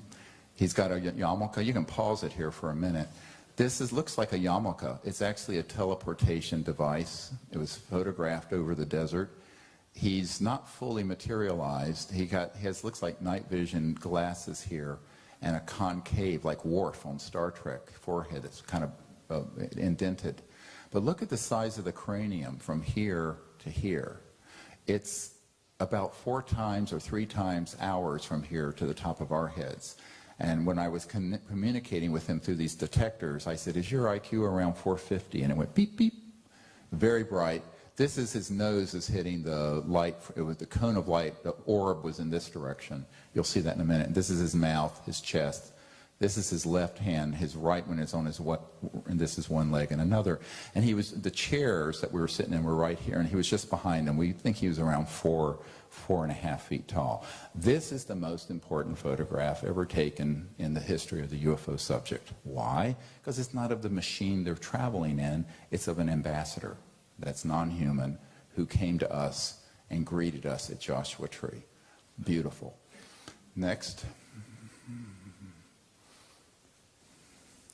And when we were in Florida a few years ago, these are just samples of the things that happen on every trip. There was this being, and this is sand. It looks like a halo. This is a sort of trans-dimensional energy field.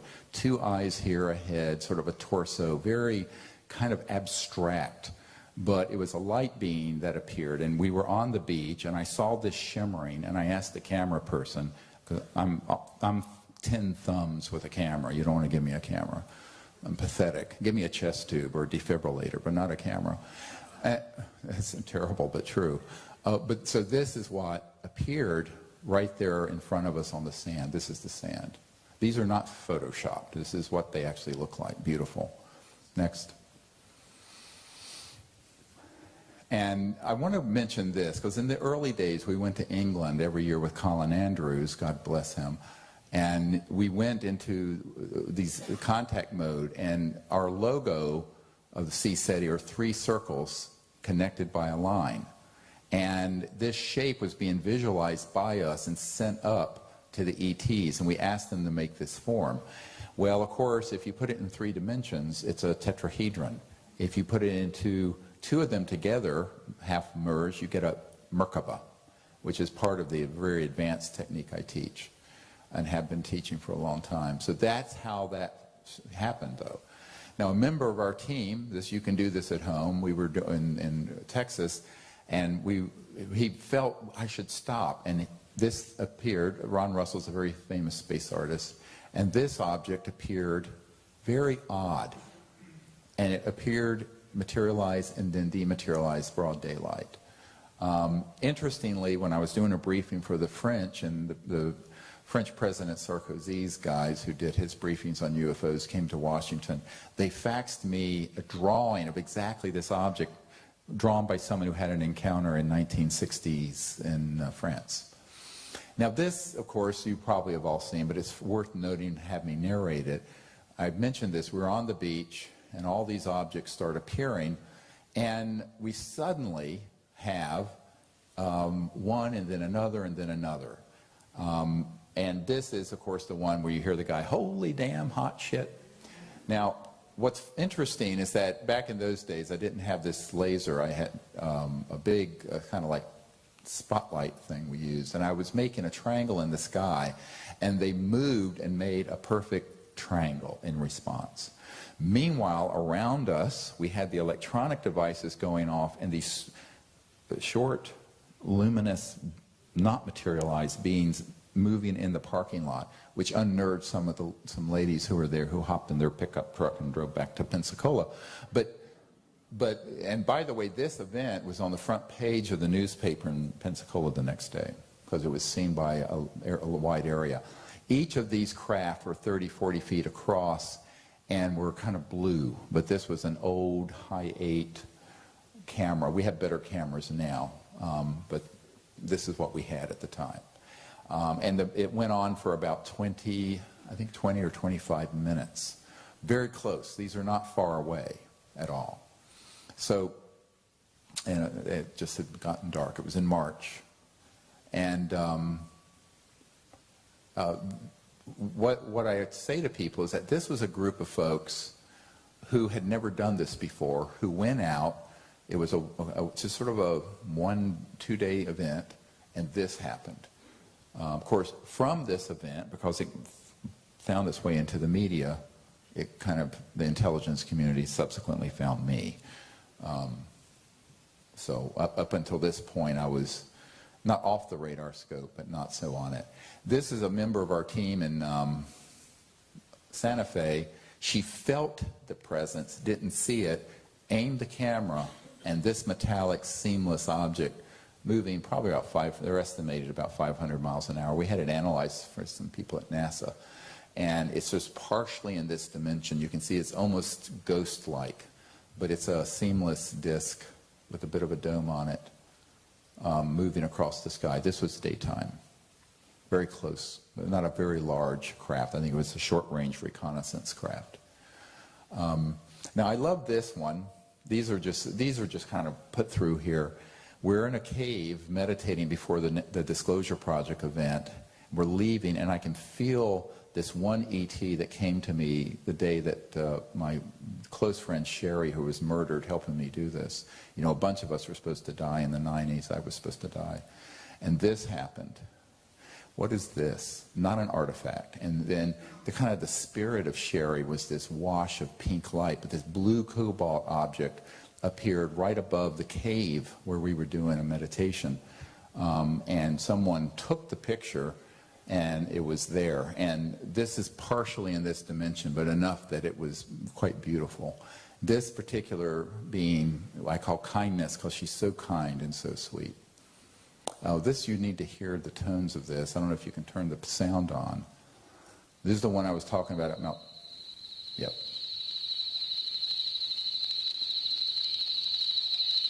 And this sound came all the way through the group. It sounded a lot more crystalline than what you're hearing on this tape.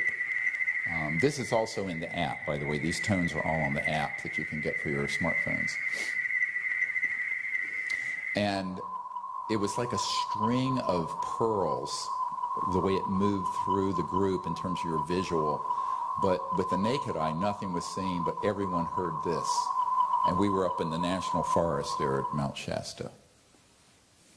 Now this is just a sample of sort of a phenomenon that happens. This is me with my lightsaber. But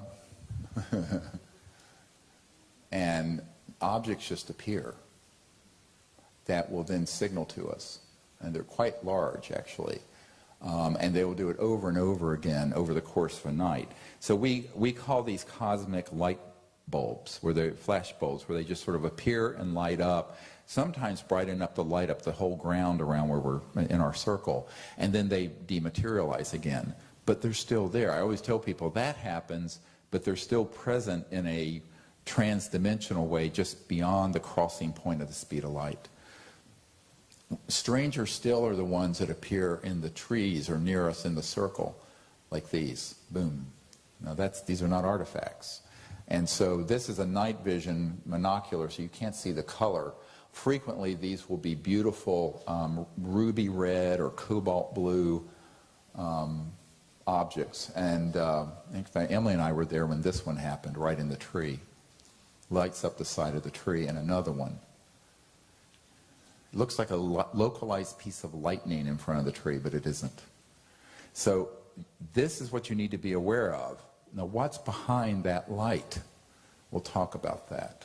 Because if you were to go into the dimension that this is emerging from, it might be a massive ET craft that's 1,000 feet across. But all you're picking up in this dimension is its emergence into this dimension.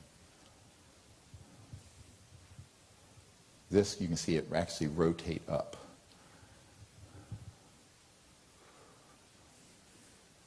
And then we have these objects. This looks like it's a satellite.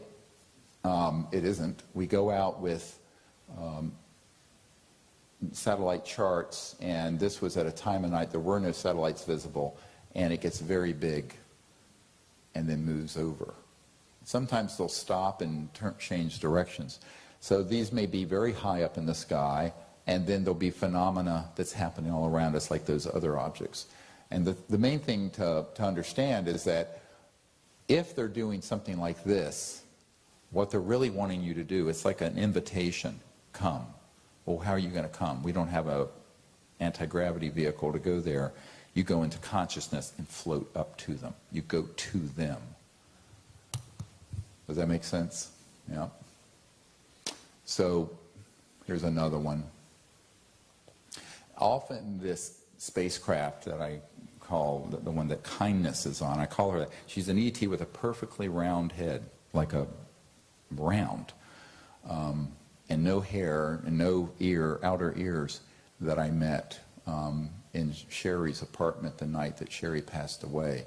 And Sherry introduced me to her in the worlds of light and dreamtime. And every single time we've gone out since then, this ship has appeared. And it's classically blue to blue-white, diamond-white object. Another one. So when you go out, you want to go out with a satellite chart. There are apps for this, or you can print them off from heavensabove.com. And be sure that you rule out satellites, and particularly iridium satellites that can flare up. I've seen a lot of people, and they're mistaking it. Now they're confirming. These are the detectors. When we were at Joshua Tree one year.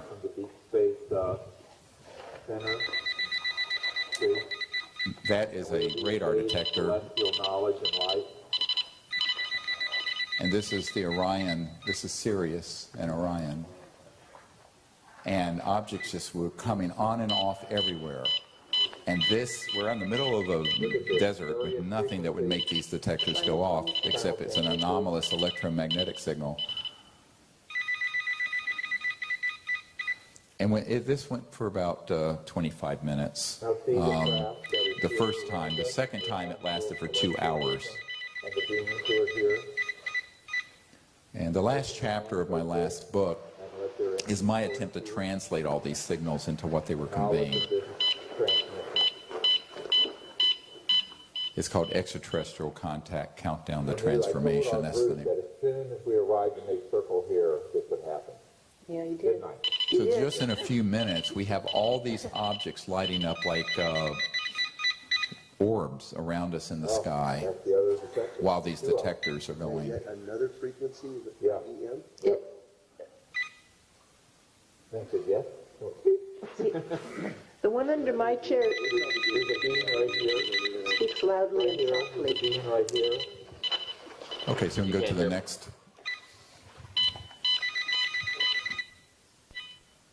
This is at the Outer Banks. We went there, and this is some of the most fascinating footage. What is this? Broad daylight. We're on an ocean front. We have our whole team. And this object we had seen go into the ocean the night before, and it looks partially in this dimension. It's very fuzzy. Many of you may have seen objects like this, but when you do the contrast for it, you'll see its shape. Here it is. And it was hovering over the ocean very close to the house. The night before, we saw an object that lit up, that materialized and dematerialized, and then materialized, going at an angle into the ocean. Oh my God. That was great. Okay, watch again. We're at our site at Mount Shasta. An object in front of us lifts up right here. Yeah, it's a light ship, trans-dimensional. The camera guy was amazing that he could track it. He was following my laser. You'll see my laser come in. Here it is. And it dematerializes, but it's almost like inchworming halfway in this dimension. But prior to that, we'd been having a contact experience in our meditation from the beings on this ship. So this is lifting up right in front of the mountain at Mount Shasta. I do recommend you go there if you have the opportunity to practice these protocols. Now these are more of these images. This is just to give you an idea. The orb that appeared. This is not a planet. It's right here by the bush. And it creates a cone of light that illuminates all the blankets on the chairs. It was very cold. And there's this weird lit area here. That's this being that once you increase the brightness, you'll see what he looks like. Looks like an angel with the wings, but that's the trans-dimensional energy field. Makes you wonder if some people have seen ETs and thought they were angels. But this is the head, the chest, one leg, the other one kicked behind in his hand. Very etheric, very just barely in this dimension, but enough that the camera got it. But we only saw the orb and heard the voices. Now there were several voices talking in the desert. Most people heard female. There was one male voice, which was this one. This is his chin, top of his head. This side is lit up. This is dark because the orb light energy source is to the left. Does that make sense? So these are around us all the time when we're doing the CE5 ambassador programs. Okay, next.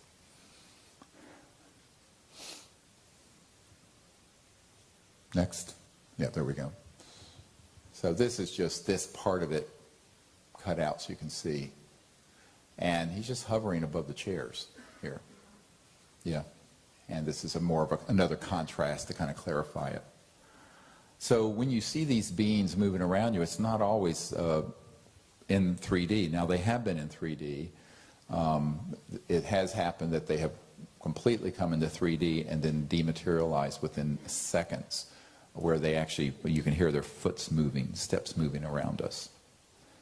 Some people don't like that. They get a little unnerved. I love it. But it's a learning and desensitization process, too, to have closer and closer and closer encounters so that you're comfortable. This happened on the beach. Look at this. This is a still photograph. We actually saw this. This has happened more than once, where there's an ET energy field that comes in, wraps around this Peruvian doctor, and goes in. I call it the cosmic spermatozoa. It almost looks like a...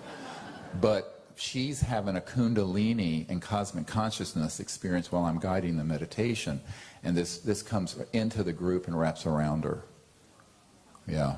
This happens all the time when we're sitting in meditation. But to get it on camera is really a virtuoso act of photography. Isn't that cool? Yeah. So Outer Banks is OBX. We're on the beach at National Seashore, and there's a highway. You'll see some headlights here. Hear the detector? Okay, so that starts happening, which we know is a signal they're about to arrive.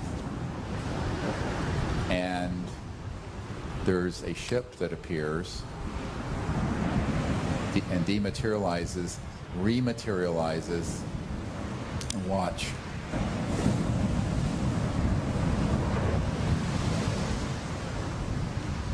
Boom, beep, beep. It was huge. It lit up the ocean. It was orange, golden light, massive, and then it's gone. This is not a satellite. Watch, and now here's, yeah. The people have asked me, how many of these have you seen? I said several thousand. This is not a rare occurrence, but this is beautiful that we were able to photograph this. Watch, nothing there. So it came into this dimension, the signaling with the electronics, it lit up the ocean. Now watch this one. This is awesome. It keeps happening. And now watch what's going to happen the next one. Look at the angle it turns.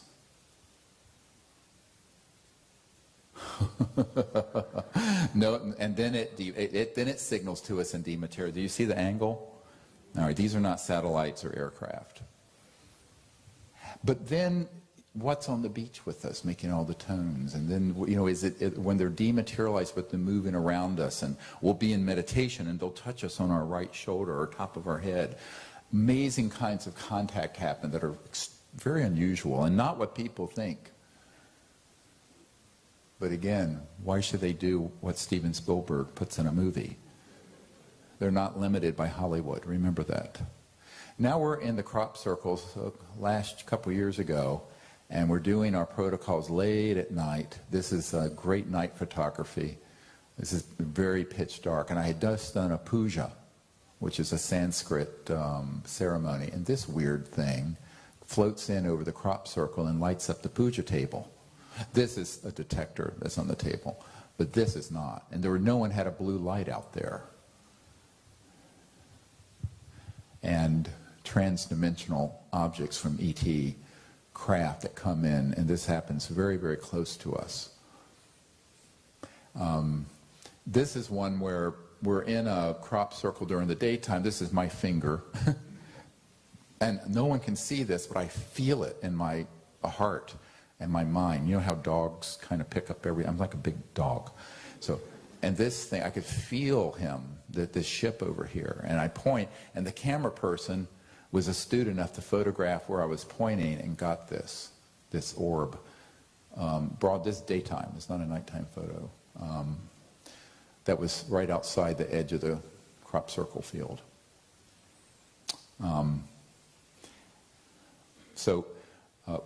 If you were to pull that into full 3D, it would be a very large craft. I always tell the story of in Belgium, there was a massive 800-foot diameter triangle that was fully materialized, but when it went away, what they left out of the report, the police report, it collapsed into an orb this size and then shot off into space, seen by all the military police, the gendarmes. Those things are left out. Now here we're up on Woodborough Hill, and this comes in.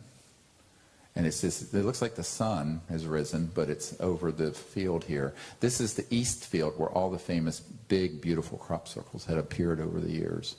And this was a couple years ago. Magnificent. You see people turning around trying to look at it. And sometimes it can come and light up so brightly that it lights up our circle like it's daytime. It almost looks like something mythical or mystical. But it's interstellar transdimensional manifestations. Now, we were training the French military to make contact, and this comes in. We're about to do the puja, the meditation, and that's me. And this weirdness happens. What is this? So everyone look, you see people looking, this thing flashed in with it almost looked like a multicolored purple thing, but the photograph of it was just this flattened disc-like thing hovering right over the field. Oh God, it's very bright. Look at that. Beautiful. These are the big ships you hear about at Mount Shasta. It's like a star now. It's like one of these stars. Look how bright that is. So this is 14,200 feet high volcano. And out of these sheer sides, we'll have these light ships these come out. emerge in and out of this, and it's in that sheer, you know, it's interesting they chose that area because that's so very steep. Yeah, you could never have a person there. You'd fall down. It's a glacier, and at one point we have 11 of these emerging out of the mountain interacting with us. You'll see a photo, and maybe in this series. I mean, we have thousands of these images, and we don't have all day here, but I'm just trying to give you the kind of things that happen on a routine basis when we're out doing the contact work. My sense is that this volcano is sort of like an interstellar base, just like Blanca Peak and up in Joshua Tree, where they come and go out of these sort of Kind areas. of crystalline caverns, and they're transdimensional ETs that have been in there for a long time. So watch this. This thing is right by the fence. We're at this farm. Mount Shasta's here. And this thing comes in and blips. It looks like someone's with a flashbulb camera, but there's nobody there. So now that seems very transient. And it is if you're only sticking with your 3D vision. But if you go into consciousness and see what was the source of that, you're going to then see what's actually hovering, shifted out of 3D. So you say, why don't they fully materialize and just come in and shake hands? Well, maybe it wouldn't be safe for them or us to do that. Look at the shape of this. It's beautiful.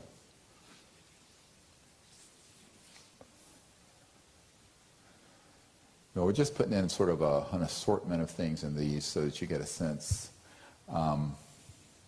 So this happened on the coast of Florida a couple years ago. We were out there, and an object, these are visible with the naked eye. There are a bunch of them. It looked like the RC triangle again. It's this motif that keeps continuing. And over the course of about an hour, there were 300 of these seen. And so we were sitting in circle, and it just kept going and going and going. It was like something in a children's movie for, you know, something celestial. But beautiful place on Marco Island. Okay, let's go to the next series. You can go to the next one. Here you go. So this is really cool. I have some land in Colorado, and this shot up right in front of our group. From the land, you can see the trail of it. Zzz, boom, light ship. You see it? Yeah. Nobody was shooting off fireworks. And look at the stars, very clear. It's a fantastic image. Now, it's not fully 3D, but it's enough in this dimension you can get the sense of it. It had been in the field with us and was launching off, leaving. Then I went out there, and there's a tree where we put Sherry's ashes, and it was right after sunset, or right around there. And I said, there's a golden object shimmering in the field. And he took a picture, and here was the golden, kind of a golden ship that was partially in this dimension and partially not. This is unbelievable. This is, we're standing there doing our contact protocols with our hands outstretched, welcoming them, and this appears in thin air. A point, then this, and a light going up. Not an artifact. So it comes into this dimension. Everyone sees this, by the way. Beautiful. From another dimension and another star system. And when they vanish, they're inviting you to go into their dimension in consciousness and thought. If that makes sense. Okay, well, thank you.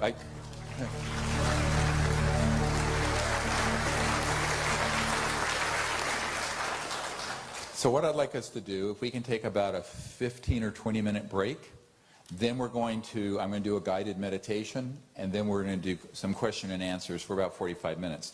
So there will be tables out there for you to write your questions on, okay, because there's no mic to pass around.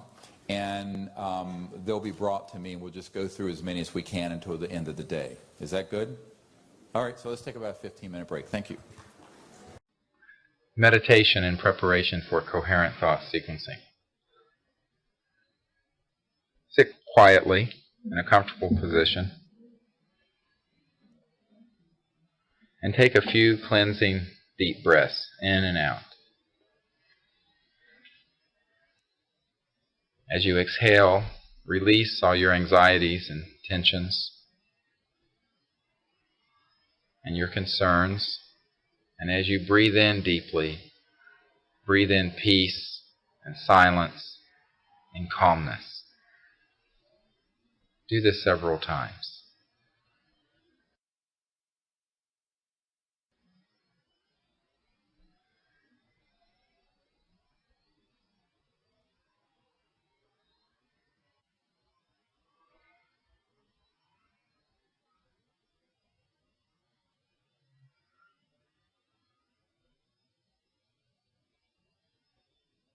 Allow yourself to feel deeply relaxed.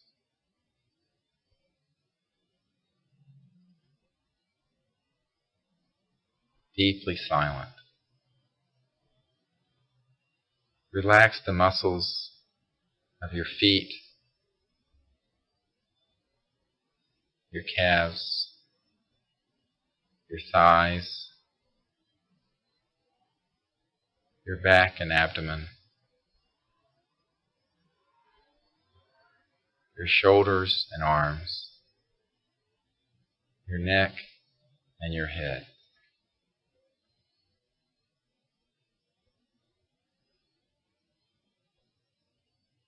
Become aware of the body relaxing, being very comfortable and quiet.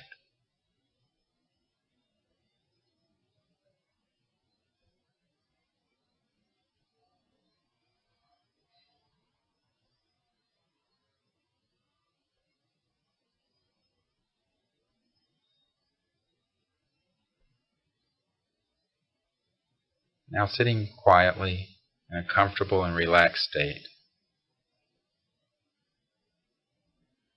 allow yourself to become gently aware of awareness.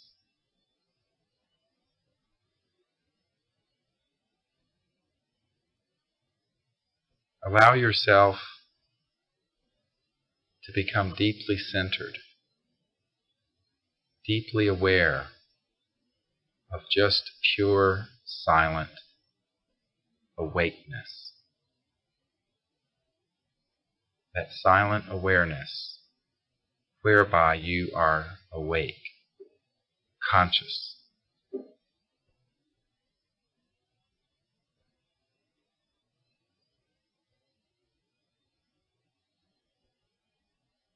as you become aware of awareness, allow yourself to perceive the sounds around you.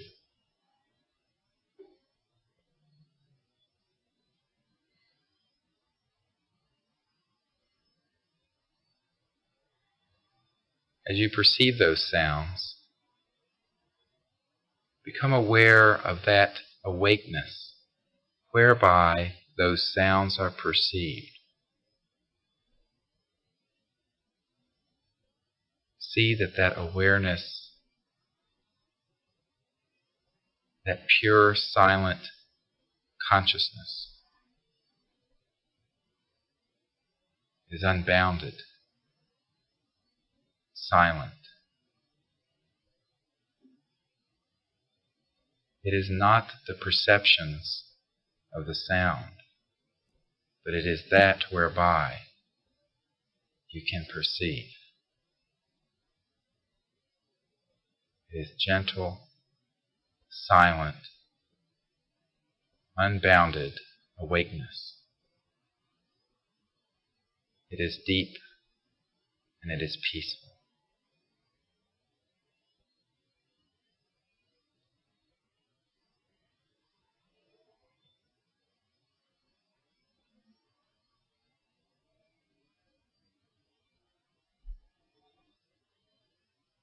Now become aware of your thoughts. You may send a thought to a loved one, expressing love to them. Or you may simply watch the thoughts which spontaneously arise in your mind.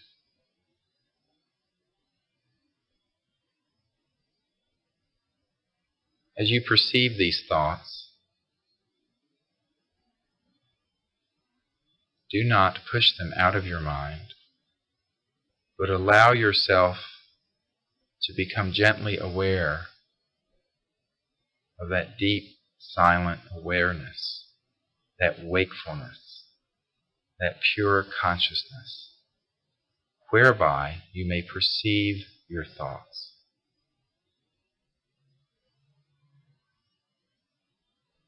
This awakeness is transcendent to the thought, and it is that whereby you may perceive your thoughts.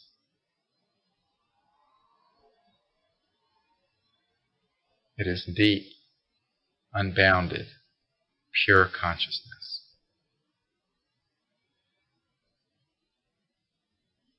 Become aware of this awareness and become deeply immersed in its endless silence and in its unbounded state.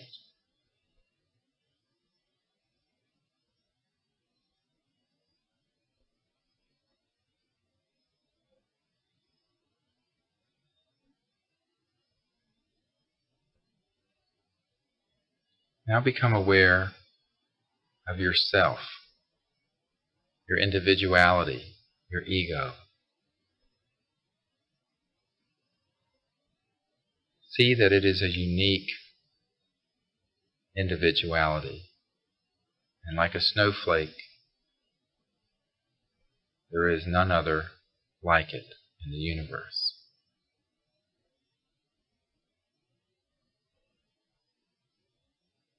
Now become aware of that silent awakeness whereby you can perceive your own self.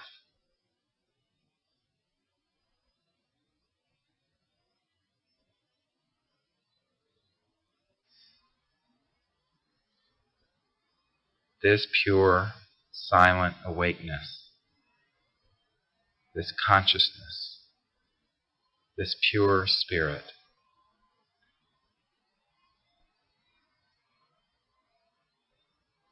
it is that universal consciousness whereby you can perceive your own self.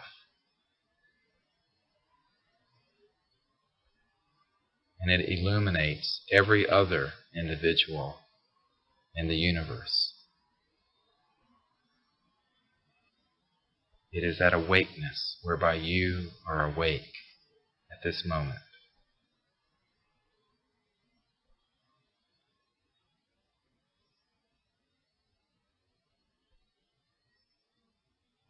See this awakeness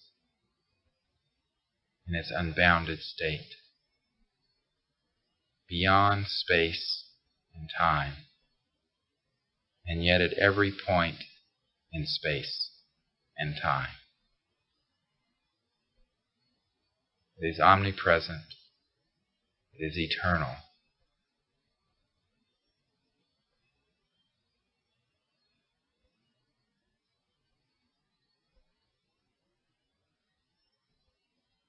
See this pure consciousness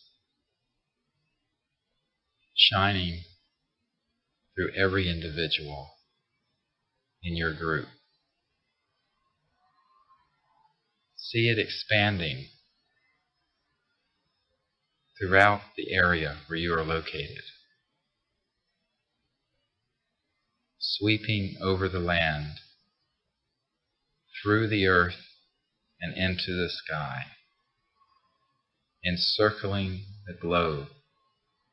All of this is awake. The planet Earth itself is conscious and awake, even as you are awake. This awakeness, this pure consciousness, is unbounded. It is infinite. Now see this pure consciousness expanding into deep space, embracing our solar system, filling interstellar space with this awakeness,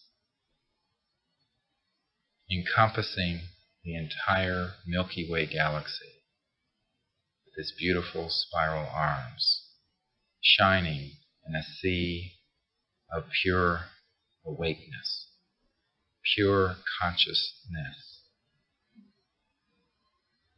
And then expanding into intergalactic space, embracing the billions of galaxies, and then infinitely at every point in time and space,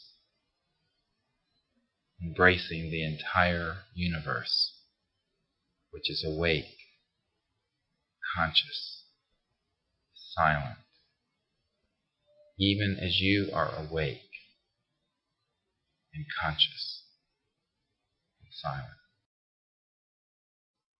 Now take a moment, a few moments, to sit silently reflecting in this unbounded cosmic mind.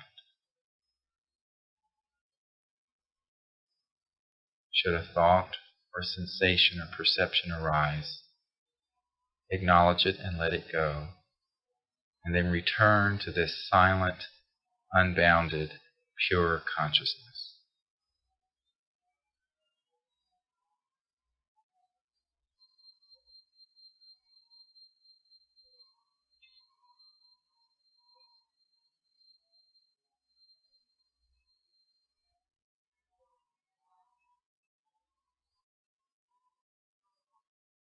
Sit silently for a moment in that unbounded state.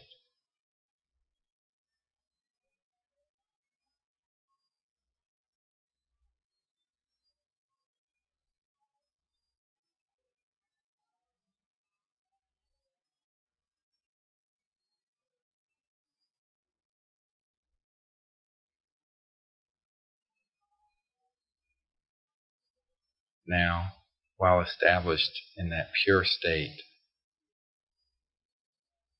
of unbounded mind, being deeply aware of consciousness, pure mind, infinite silence. Awaken to deep space. If you see an extraterrestrial civilization or spacecraft or individual, Acknowledge them. Convey your sense of oneness in this universal mind with them. And invite them to come to the place where you are located and to interact with your team if it is safe and appropriate for them to do so.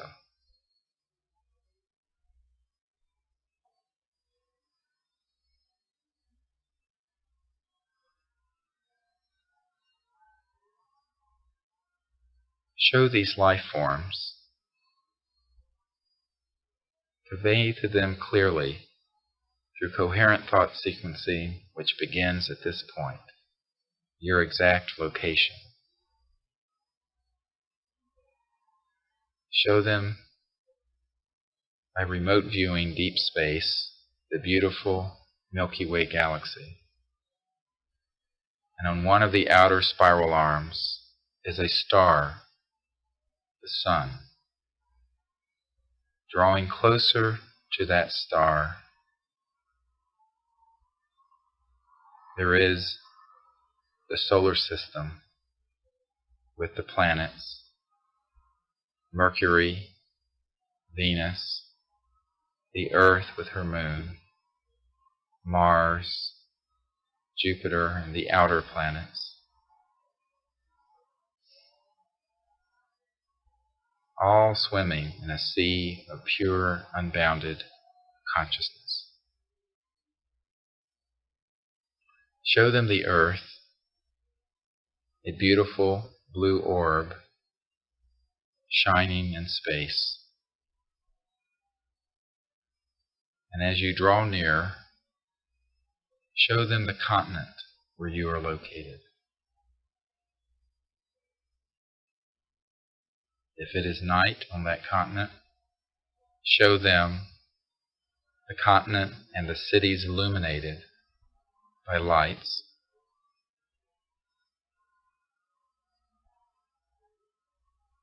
And then as you draw nearer to the Earth, show them the area of the continent where you are located. And drawing closer still, the exact and specific site where your research team is working. Convey to them very specifically this information and the number of the team members, the lights which will be used on site, the tones, and the other specifics of the research team.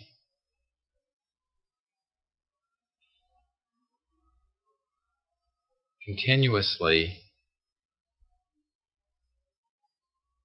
return to deep space, the Milky Way, the solar system, the third planet from the sun, the Earth,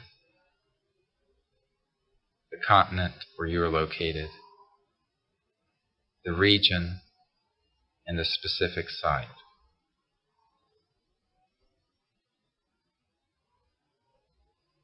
Repeat this process in a comfortable and easy fashion, and if at any point you feel strained or distracted, return to silence and access that pure, silent awakeness. And then see that that awakeness is in deep space and is omnipresent. Only at that point, then, return to the coherent thought sequencing. At all times, should you perceive through this non-linear mind an extraterrestrial spacecraft or extraterrestrial people, respectfully convey to them your sense of oneness with them and your intent to communicate and interact with them in a peaceful manner and in a way which will benefit life on earth and life throughout the cosmos. And then specifically convey to them your location.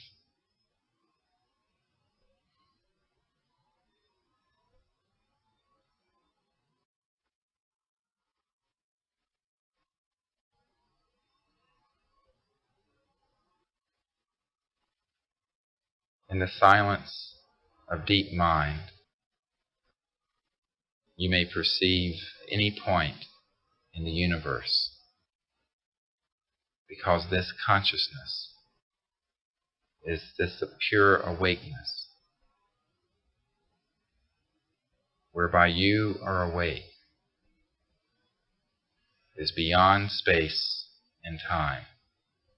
It is non-linear.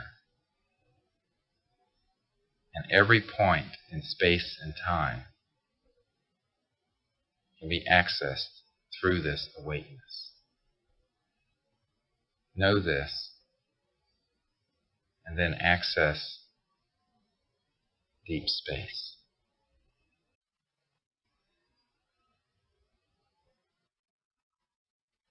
This deep, silent, pure mind is the basis